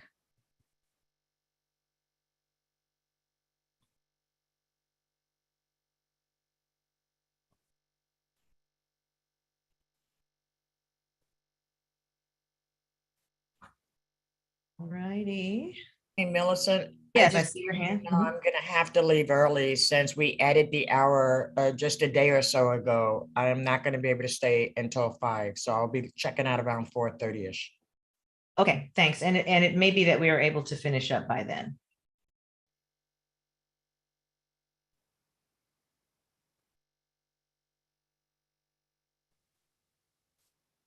Let's go ahead and get started. We are now going to begin a conversation with our transit partners. The conversation will be led by John Willis, the IBR project manager, IBR program project manager. And he and General Manager Sam Dessou and CEO Sean Donahue are going to walk us through some of the conversations that they and their teams have been having about how we intend to well service this process and this program. So John. Thank you, Millicent. At the last ESG meeting we walked through the range of investment options we were looking at for transit. I believe we have some slides for this, pretty high level slides. Today, I'm going to talk about our broad goals for our transit work, the next steps, and as Millicent mentioned, and most importantly, give a chance for Sean Donaghy, our CEO of C-Tran, and Sam Dessou, General Manager for TriMet, to speak to transit. So next slide, please. Over the next few weeks, we are taking the information we've developed for our transit investment to figure out what would best serve the corridor and the region and work best for all of our partners who are receiving these transit investments. We cast a wide net, took a look at a lot of inputs, including 11 investments and 16 measures across each of those investments. We have a deeper understanding of what's changed and provided enough evaluation of those investments to understand how they might work within the built environment. So move forward to the next slide, please. We are in the process of working to release all the information that you, the partners, and our team have developed since October of this year through our transit options technical sessions with our staff and your staff. I'd encourage you, if you haven't, hopefully most of you have been working and seeing some of the transit work that's been developed. It's really a lot of detail, a lot of great ideas that have come through, and a lot of great measures. Take a look at that information with your staff. Next week, early next week, that packet of all the investments and what those measures are will be released. Most importantly, for the CAG meeting, I see Lynn Valenter is here. We will be able to have a robust discussion about transit and the work that we will be doing to get that input from you so that we can then select a preferred transit investment that includes mode and alignment and possibly the terminus this spring. So as we move closer to that goal, we are narrowing our options down and obtaining that feedback specifically from you, our partners, from the advisory groups, and from the information we've received with our community outreach is really critical. We will be talking at the next ESG meeting on the 21st to talk about transit, what it means for the overall program, and how we hope to define the transit we will take into the locally preferred alternative moving forward. Next slide, please. So, and as you heard Chris talk about earlier in the presentation, that's the information we will take into the supplemental draft environmental impact statement, taking a look at how we will narrow the transit for mode, general alignment, and any of the other pieces we need to get that regional consensus for how to move forward. With that, I think it's a really good place for me to turn it over to CEO Sean Donaghy for C-Tran. I'll turn the floor over to you, sir. Thank you. And I would just say I appreciate the work that continues to be done on the technical aspect of it. I think we've been pretty open about things that existed when the original LPA was put out 10 years ago, and a lot of things that have changed. And I think I would just mirror the mayor's comments from the beginning of the meeting that there is a significant amount that has changed in Southwest Washington, including the changes to the population that have occurred specifically in the city of Vancouver, but in Clark County as a whole. And I would offer that C-Tran, in the absence of the CRC project, has bet its future on putting frequent transit in underserved neighborhoods, really to be able to shore up that equity.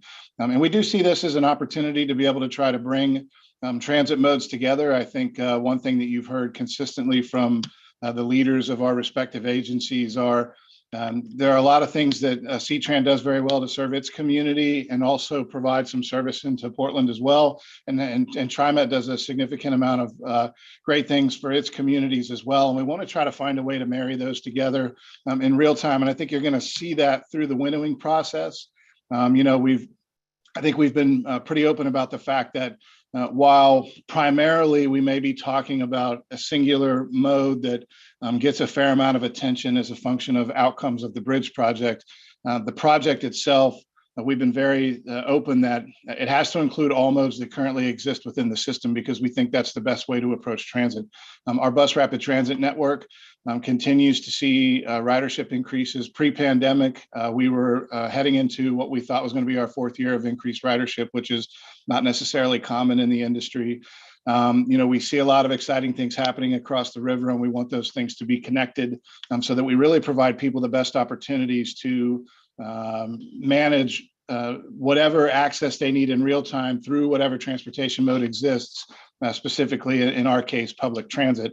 I would say that one of the things that we continue to look at, especially when we talk about park and rides or some of the peripheral things that are a part of these options that exist, are how specifically they will displace residents within all of the areas that are impacted by the bridge influence as a function of either, specifically in our case, transit, but also the bridge itself.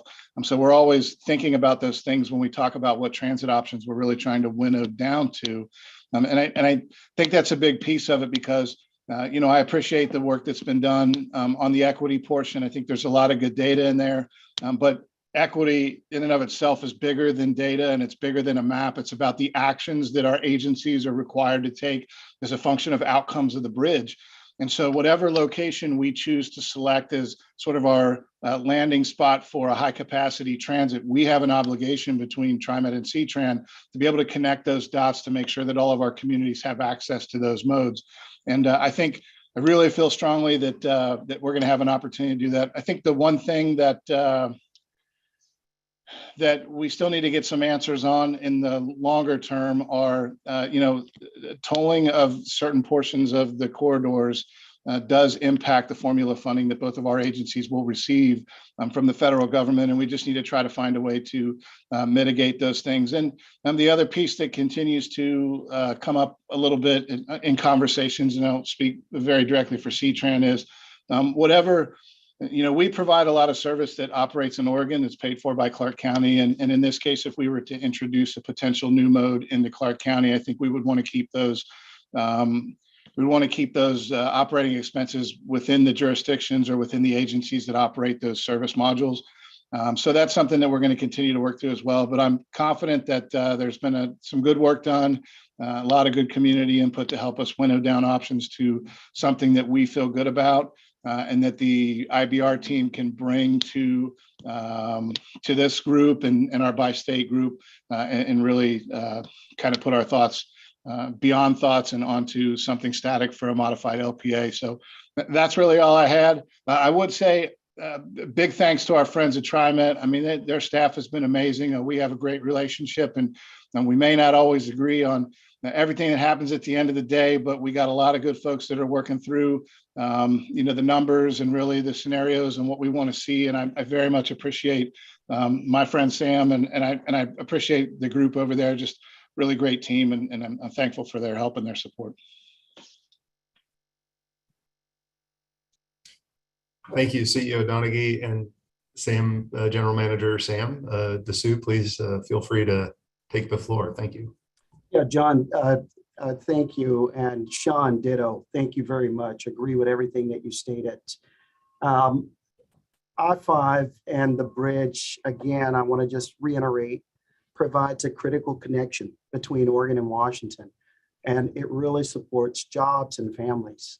And this is a vital link in connecting our region. I've been very impressed since I've joined the organization by the efforts of the strong partnerships that's taken place on looking at this bridge replacement. Again, I want to just thank all the partners again as I transition on of the efforts that you've put in. We need to continue to engage our communities and evaluate the voices of equity as we talked about it. TriMet is committed to working with and finding a solution to improve our system. And we're continually to work close with the IBR team and development of the investment, and we're going to support our partners as we head toward the development of the LPA. So I just want to say thank you, and more information will be coming from TriMet.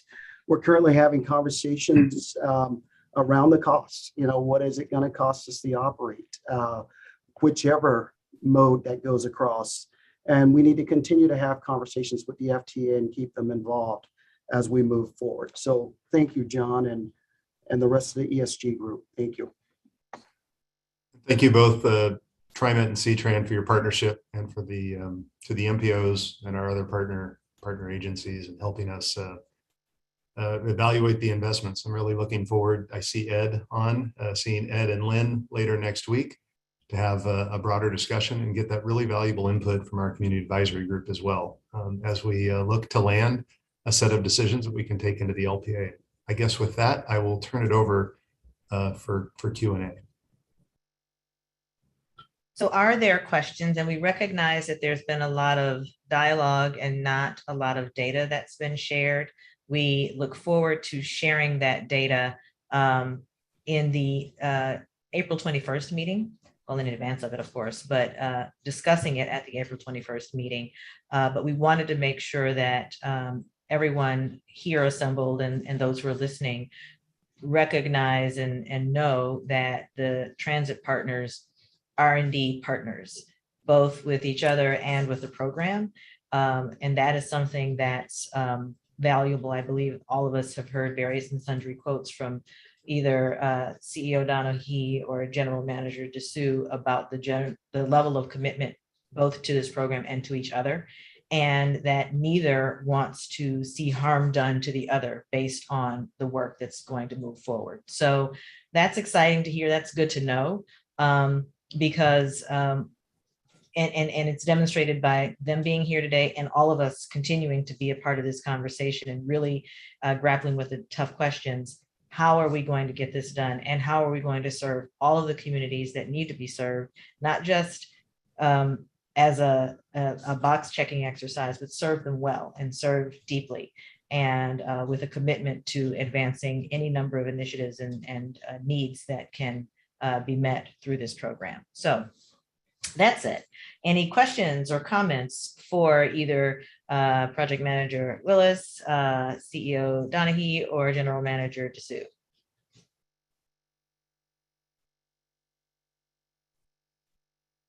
Yes, President Peterson.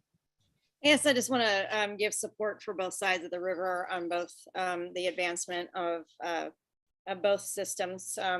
We obviously looking to the north to expand our bus rapid transit system in this region, and look to you and to your openness for expanding the light rail line and having that conversation. And I guess I just want to also give my support to TriMet in partnership to figure out how to be able to afford those operational costs. Thanks. Thank you, President Peterson. Additional comments? Any questions?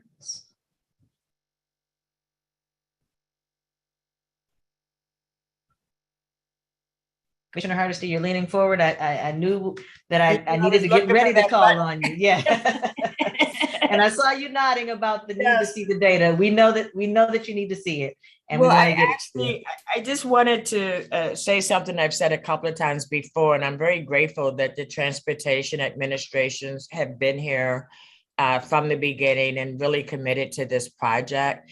And as we all know, as we're addressing climate mitigation, where transit stops is a good opportunity for housing people can afford to live in. And so I don't want us to ever miss the opportunity as we're talking transit to think, and then how do we add value, right? When we're talking about how we pay for this, because both sides of the river has the same problem with workers not being able to afford to live in their community. And we would be short-sighted to not look for those opportunities. As federal opportunities come down the pike, we just don't know what may be available. And I just want to make sure we're always tying public transit to housing people can afford to live in. Thank you. Thank you, Commissioner Hardesty. Yeah, I would just say I definitely appreciate the transparency that the ESG has had about transit-related issues, and I know that's been very helpful for C-Tran and TriMet to really sit in a room and go through a lot of things. If you've had questions at the executive level or even at your staff level, believe us, we've been having the same conversations behind the scenes, and I think it speaks volumes to the desire we have to see this project move forward, especially not just from a bridge perspective, but from a public transit perspective. And also the teamwork between the transit agencies. I mean, we serve a regional, we serve a larger regional output, and we have to be a lockstep when we talk about how to connect those transit agencies together. And so just very appreciative of the help from Sam's team. They've been incredible. All right. John, gonna wrap us up? Just thank you for your time. And again, as you pour over as we release publicly all of that information, please work with your staff who have been working steadily since October to develop the transit options we've been looking at for investments. And with that, I think I'm done. Thank you, Millicent. And, thank you. Thank you, John. Thank you, CEO Donahue, and thank you, General Manager Dessou. Thanks, Commissioner Hardesty and President Peterson, for your questions and your comments of support. Really helpful. And I do believe, per the previous comments in the last part of the session, we might be able to get through all of at least the major agenda items before you need to drop off the call, Commissioner Hardesty. So we're going to move into the climate presentation. Mari Krinke is going to join the presentation or provide the presentation, join the team here on camera. Excited about Mara's being in a leadership position on climate. We've seen a lot of work done in a very short period of time since she's assumed a leadership role. And so I'm excited to have her share with the team today. Mara. Thank you, Millicent. I appreciate that. And it's a really good segue from the transit conversation to kind of talk about some of the bigger elements of the program and what we're going and what analysis we'll be planning to do. So I would just say good afternoon. I'm Mara Krinke. I've assumed the role as interim climate officer for the program. I'm an environmental planner. Done NEPA work in this region for about 20 years or so, and I'm really committed to the program because I think we have an opportunity to improve some climate outcomes at a really critical time in our lives. So briefly, my presentation today is only about 4 slides long, but I want to just talk about how we're listening and engaging with agencies around climate issues and the program's goals and objectives. I want to talk about program elements and how each one can kind of influence climate outcomes, and then give a preview of what measurements and metrics we're going to be using as we evaluate kind of how we might have some benefits from the program. So next slide, please. I guess this first slide is kind of that just to show how the different ways in which we're engaging and listening on climate. The image you see there is from a listening session that was held last summer with the public, just to hear from youth, public, and we had an agency listening session as well. Like, what are the critical issues for you? Climate is something that has many touch points, from mode choices to resiliency to adaptation. So we just wanted to hear kind of the priorities from people, really a lot of the mode choice, worker safety, and just providing people options, right, to move around their cities. I will also say we also have a climate technical work group that we stood up last fall, and that includes members of the staff from each of your agencies, plus the DOTs. And our goal there is to be able, like Commissioner Hardesty mentioned, like talk about some of the cross-cutting issues and understand how all of the goals and policies and our state objectives can kind of work together and how we can use our program to further and support those goals. So for example, if we're talking about transit, we can talk about housing, and the cities can tell us how we can modify land use or permitting or other requirements that aren't necessarily in the control of the program, but they are in control of our kind of related agencies, right? So we do have a pretty comprehensive list, which I don't know if it's been assembled elsewhere, but like of all the goals and policies from all the different agencies and the DOTs. So that's been really great kind of collaboration to bring together and to have us talking about some of our shared interests around climate. We're also working with the Equity Advisory Group, and I think you have seen presentations in this venue from that group. Kind of the focus on there from the climate side is, you know, what are the impacts to vulnerable populations? Are there some populations that are more vulnerable to flooding or heat effects? And kind of how can we help through the guise of our program kind of mitigate or avoid some of those impacts.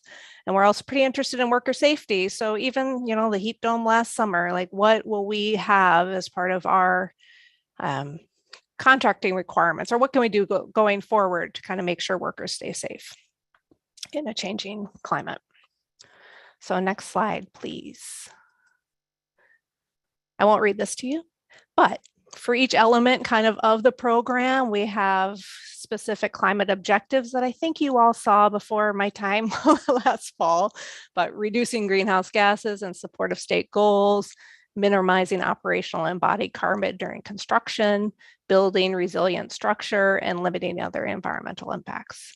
So how we do that, we look at, you know, during operations, we provide choices, right? We want to get some mode shift in our region off single occupant vehicles off the bridge and onto transit, having improved active transportation systems. So people have choices about how to get around.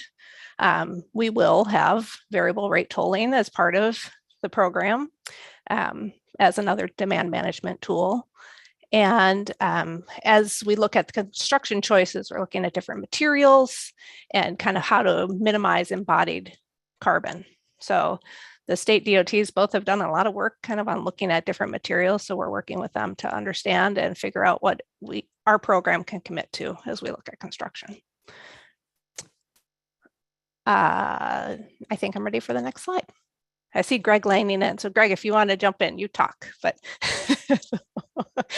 thanks.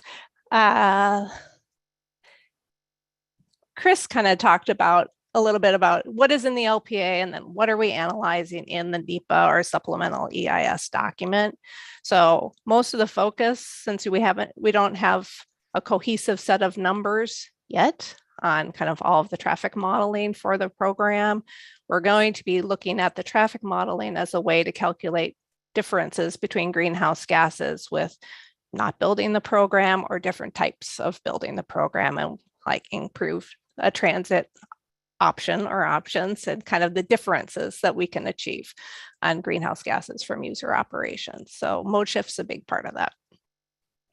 And then I kind of alluded to before, but the construction greenhouse gases. So kind of what we're looking at, and, you know, there are new clean fuel standards, right? So that's another issue where we're working with the equity team, because some of the newer equipment, we want to make sure that that is accessible to newer and smaller firms that may be coming in that can adapt to these new clean fuel standards. So that's something that it's in our mind, but we haven't put the pen to paper to figure it all out yet, but it's in the work plan. So we continue to work with the partners and the DOTs to kind of work on some of these trade-offs and where we can make some benefits in terms of climate outcomes.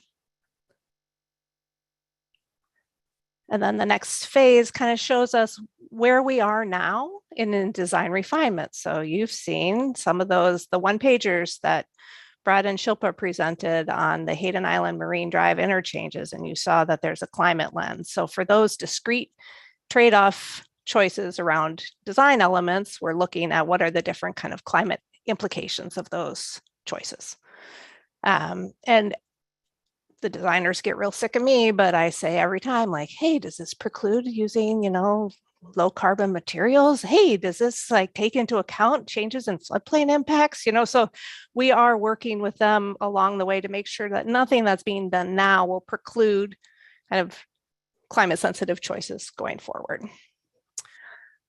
And then, as promised, to the modeling of the tolling and auxiliary lane analysis. You're going to see numbers on that. I'm pretty excited to see them too. So to look at how that might have implications for mode shifts or demand management. Once we agree on our LPA, then we further define and start working through the analysis in the EIS. So we're planning a supplemental draft and a supplemental final EIS to build on the work from CRC. And then we do have greenhouse gases and a climate report kind of that will be packaged as part of that work. It'll be released to the public. We'll comment and refine as we go along. But the plan is to address resiliency, construction, and the user emissions as part of that work. And then finally, as I take a breath, the final design and permitting. So that's where we can be specific about construction means and methods, materials, worker safety requirements. You know, that is a few steps down the road, but we look forward to kind of running this marathon together. So that is kind of the arc of how we plan to address climate through every phase of this program. And I would welcome questions, requests for more information that I may come back with later. Yeah. All right, we do have a couple of questions. I see Mayor Ann's hand is raised. Okay. Thank you so much.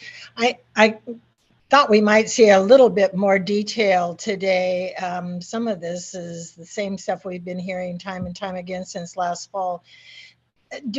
Are you going to be able to share the methodology that you're going to be using for this? Because as I'm sure everyone is aware, the city of Vancouver has set a very aggressive regional goal for ourselves of carbon neutrality by 2040. So we're very anxious to know how you're going to help us with this. And we would just like to know how the project will contribute to that goal. Yes.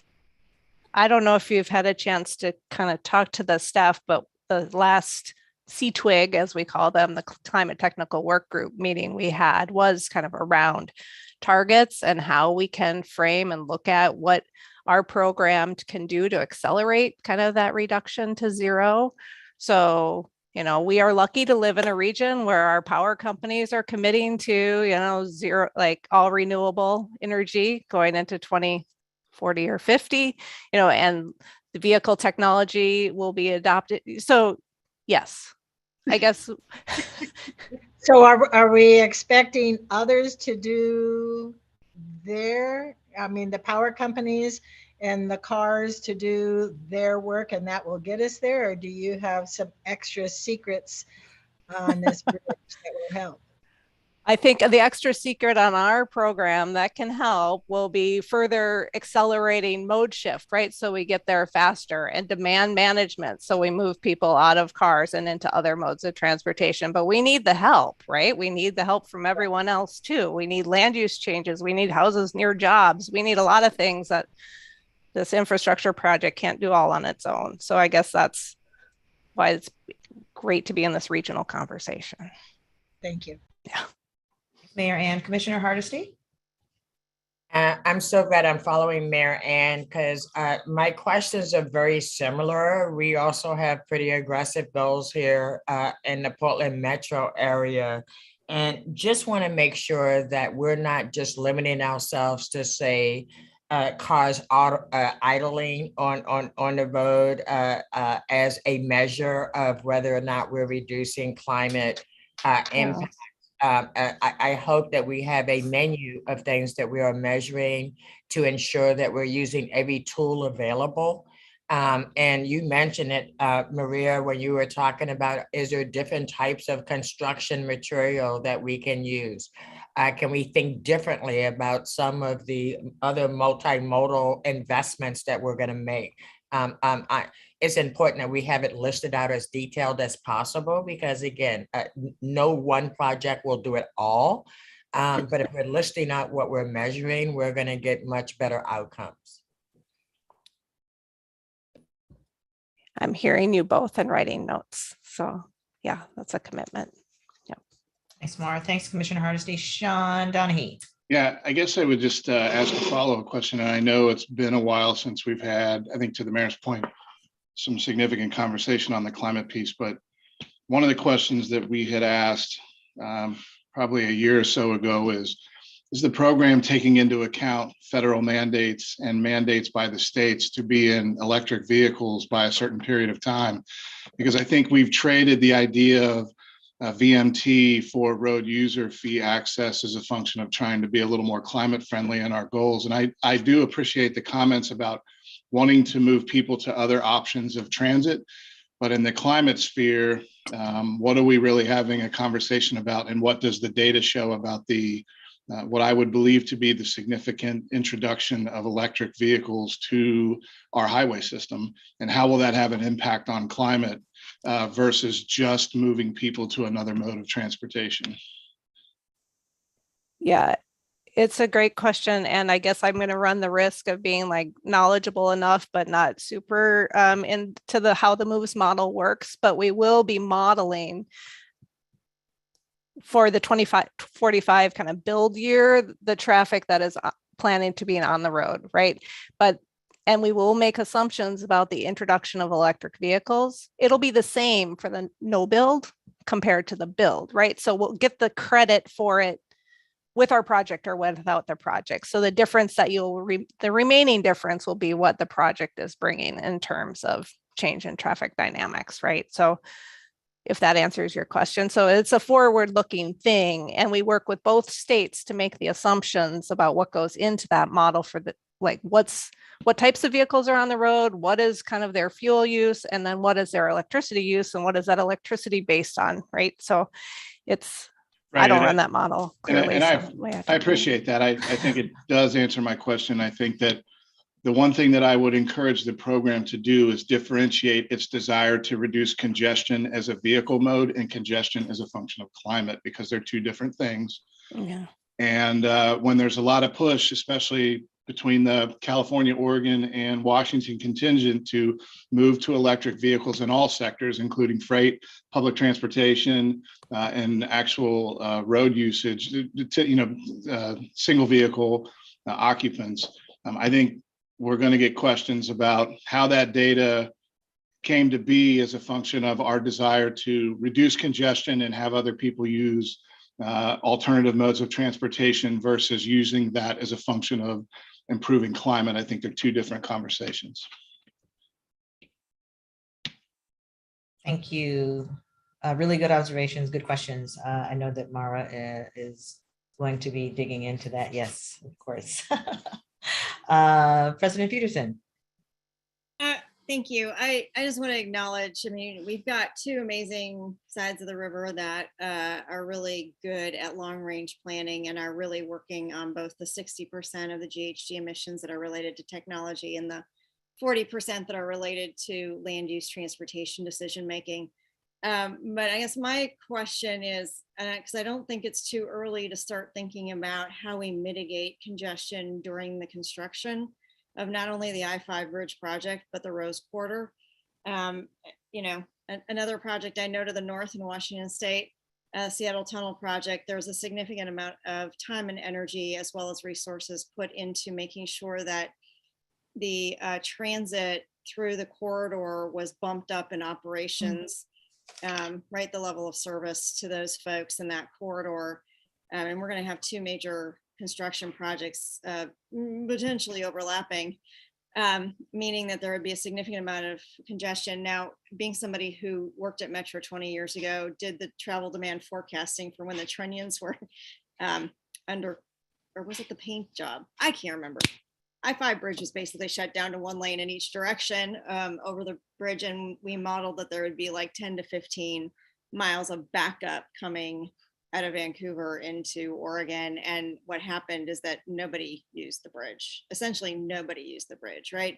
So I think we got to really talk about how we're going to mitigate and really work on that construction time period, because if we don't, it will actually overrun all of the GHG emissions that we're trying to save by designing a bridge for a good 20-year project time period. So I just want to say thank you for thinking about it. I just don't think it's too early to start conversations. Thank you, President Peterson. Sorry, Mara. All right, any additional thoughts or questions for Mara? I know that she is anxious. Yes. Yeah, just a statement of, I guess, support. I like the way how you categorized, the different actions, because I think collectively, that's what we're talking about, right? Actions, recognizing that this project by itself is not the action. It's a action among many, global, national, state, local, etc. Oftentimes around our table, when we talk about this issue, it is difficult to sort of look at it from the different lenses, you know, that I just described. Mhm. So I think just for this purpose, I think we were trying to be aspirational. For this purpose, we're trying to really hone in on the actions that this project can commit to and execute, and then also collectively what we're trying to pursue together. But I think for this project, I think it is helpful for policymakers, at least around my table, to sort of see this project, and the way you've categorized it, I think, is a starting point. Thank you. Thank you, Matt. Any additional comments or questions? Before we move on to the next item on the agenda, I do want to acknowledge the participation of CAG co-chair Ed Washington. He, as we mentioned at the top of the meeting, indicated to us that he would be joining late. So we're just glad to see you. Just wanted to acknowledge that you have joined and glad that you're part of the conversation. Before we move into public comment, I want to look to the program administrator to see if there are any comments that you'd like to share before we move into the public comment component of the meeting. Thank you, Millicent. So we've got a very heavy lift in the upcoming 2 to 3 months. So as many of you have noticed, we've asked for more dates for you to come together to consider scenarios and recommendations from the IBR team. So those things will be happening in the next month. Once again, to get us to that July time period, to get through your boards and councils through May, June, and into July. And then in July, we will be coming back to you asking for an endorsement to bring those recommendations into the supplemental environmental impact statement process. We still are currently on track to meet the deadlines that this group and the bi-state legislative team and the governors have set for us to be in construction in 2025. So this is an important step. So just want to thank you in advance for understanding for the extra days that we're asking for you to meet and consider these options. So with that, thank you. Thank you, Administrator Johnson. So we do have, I believe, a couple of people that may have called in to provide public comment. I'll need Millicent, you have a hand up. Oh, I'm sorry. Commissioner Hardesty. Thank you very much, Administrator Johnson. I will wait. You said you just have a couple of public testimony. Knowing I had to leave at 4:30, I just didn't want to miss the opportunity to put a couple of things on the record. But certainly, why don't you go ahead and do that now? No, let's do the public comment first, and then I'm happy to do it after. You said you just had a couple. Is that correct? Okay. Thank you, Commissioner Hardesty. I'll need to briefly read through the instructions. My apologies for taking the time to do that, but we do have to. If you've joined by Zoom, click raise your hand. If you've joined by phone, press *9 to raise your hand. The facilitator, I will call on you as a participant. You'll be receiving an unmute request. Please accept it. If you are commenting by phone, dial *6 to unmute. Sorry to the ASL interpreter for speaking so fast. My apologies. Please provide name and affiliation. Attendees will be allocated up to 2 minutes for public comment, depending on the number of commenters, up to a total of 10 minutes. If we run out of time and you have not had the chance to speak, you can still provide comments after the meeting. To submit comment after the meeting, fill out the comment form on program website or email comments to info@interstatebridge.org with ESG Public Comment in the subject line. Alternatively, you can call 888-503-6735 and state ESG Public Comment in your message. All written comments must be received prior to 48 hours in advance of each upcoming meeting in order to be distributed to ESG members. You all did receive copies of comments yesterday. Comments received after that point will be distributed to members in advance of their next meeting. All comments are posted to the IBR website. Brent and Kim. Do we have people queued up for questions? We have one person. Great, thank you. So I see Dave Rowe. I'm Dave Rowe. Can you hear me? Yes, we can. Thank you. Okay, I've submitted the common sense alternative 3 different times for the Equity Executive Board and the Community Advisory, but I don't see it's been posted at any of the public comments. But the common sense alternative is advocating that you save the bridge, which would save $100 million of taxpayers' money, and you spend $2 million a year for maintenance for 50 years.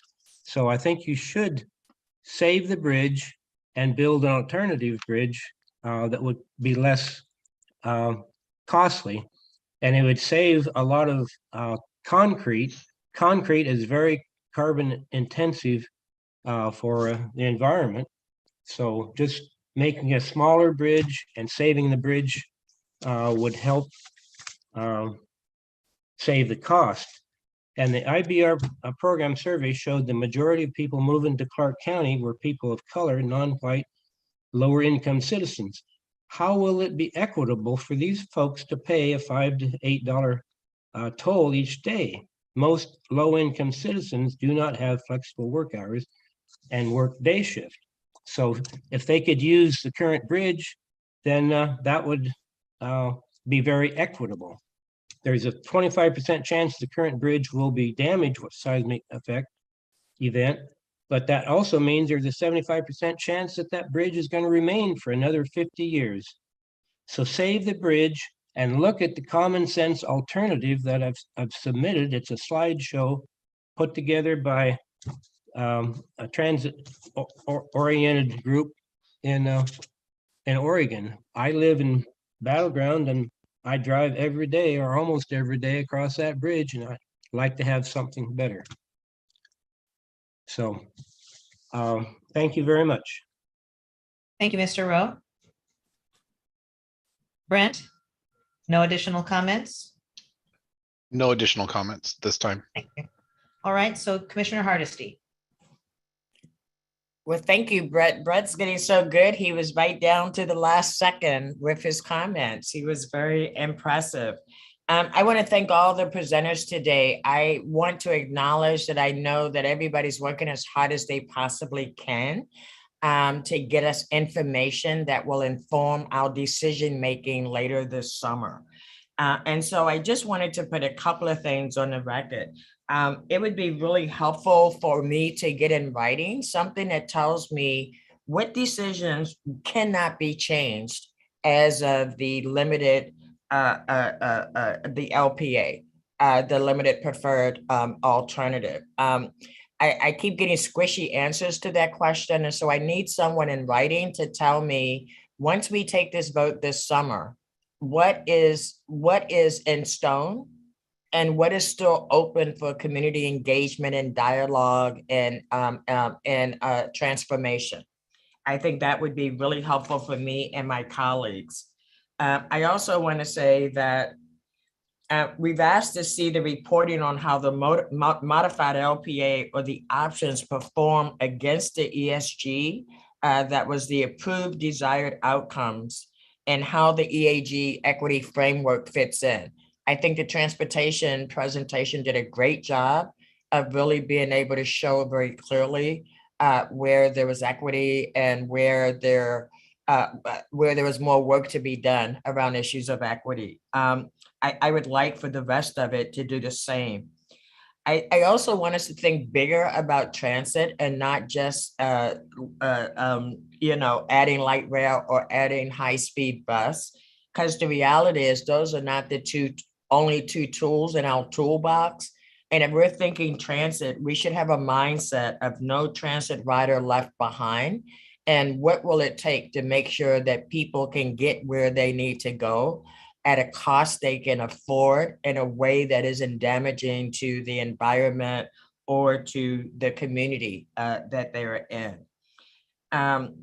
My fear is that, we're just talking high-speed rail, and we're talking high-speed bus, and we're talking about an imaginary future of electric automobiles, And you want to talk about creating more inequity.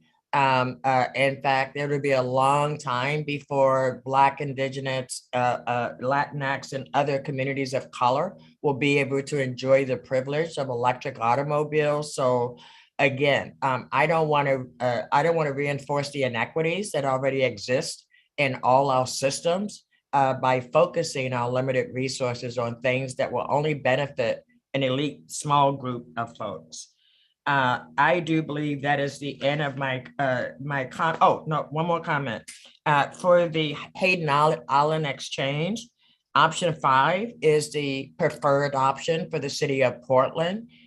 We think that is the one that has the best impacts, and as you can see, has the highest equity and climate scores. And so that's a no-brainer for us at the city of Portland. Option 5 would be the option that we would support.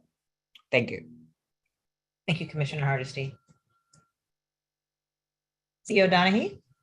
Yeah, I would just like to echo one of the comments that Commissioner Hardesty made, and I think this is the part where collectively as stakeholders on the IBR, we probably need to be a little more thoughtful and intentional about telling stories that a lot of communities may not know about the respective transit systems. And I can give you an example in C-Trans case that, we've implemented an Uber type dial-a-ride service called The Current that connects people to some of our mainline high speed, high frequency bus routes. We've really changed the condition of how we're trying to connect people to our BRT system and how we would want to connect them to a light rail system. And I know that TriMet's done very similar things with the BRT on Division and really trying to provide a lot of that that equitable high-speed transportation for those that cannot, or maybe more frequent than high-speed transportation for those who can't afford automobiles. And we want to continue to do that. And I think as we continue to work along in the process, and a little bit of what I had mentioned earlier is we may be talking about one piece of a transportation mode that's specific to the bridge itself, but we need to continue to tell the story of what our respective transit agencies do outside the bridge influence area that impacts all of our communities, and what that responsibility really is long-term for wherever the terminus of the transits meet. We have to try to shore up all of those areas to ensure that we're covering as much equitable transportation as possible for the quality of life and economy and all of those things, access to education. And I know there's a huge commitment by both transit agencies and our friends at SMART that are down the road from us. We talk amongst each other all the time about how to provide that. So those stories will be extremely critical as we move forward, because there are things that I don't think a lot of people may know about our transit network when we're specifically talking about, a 2-mile corridor of a bridge. So I do appreciate those comments. Thank you so much. Are there additional comments? Looks like we might be able to wrap up a few minutes early, which I'm certain everyone can enjoy a few more minutes in between this and the very next thing that I'm sure you all have to do. But I want to make sure that we talk about very briefly the next couple of meetings that we are proposing to have. Of course, we will have in the next meeting our regularly scheduled ESG meeting, which will be on April 21st at the regularly scheduled time, 10 o'clock. But we do anticipate that we will need to extend it by an hour because of the number of issues that we'd like to make sure that we're addressing, and provide enough time for people to provide comment or to ask questions. So we will be talking about auxiliary lanes.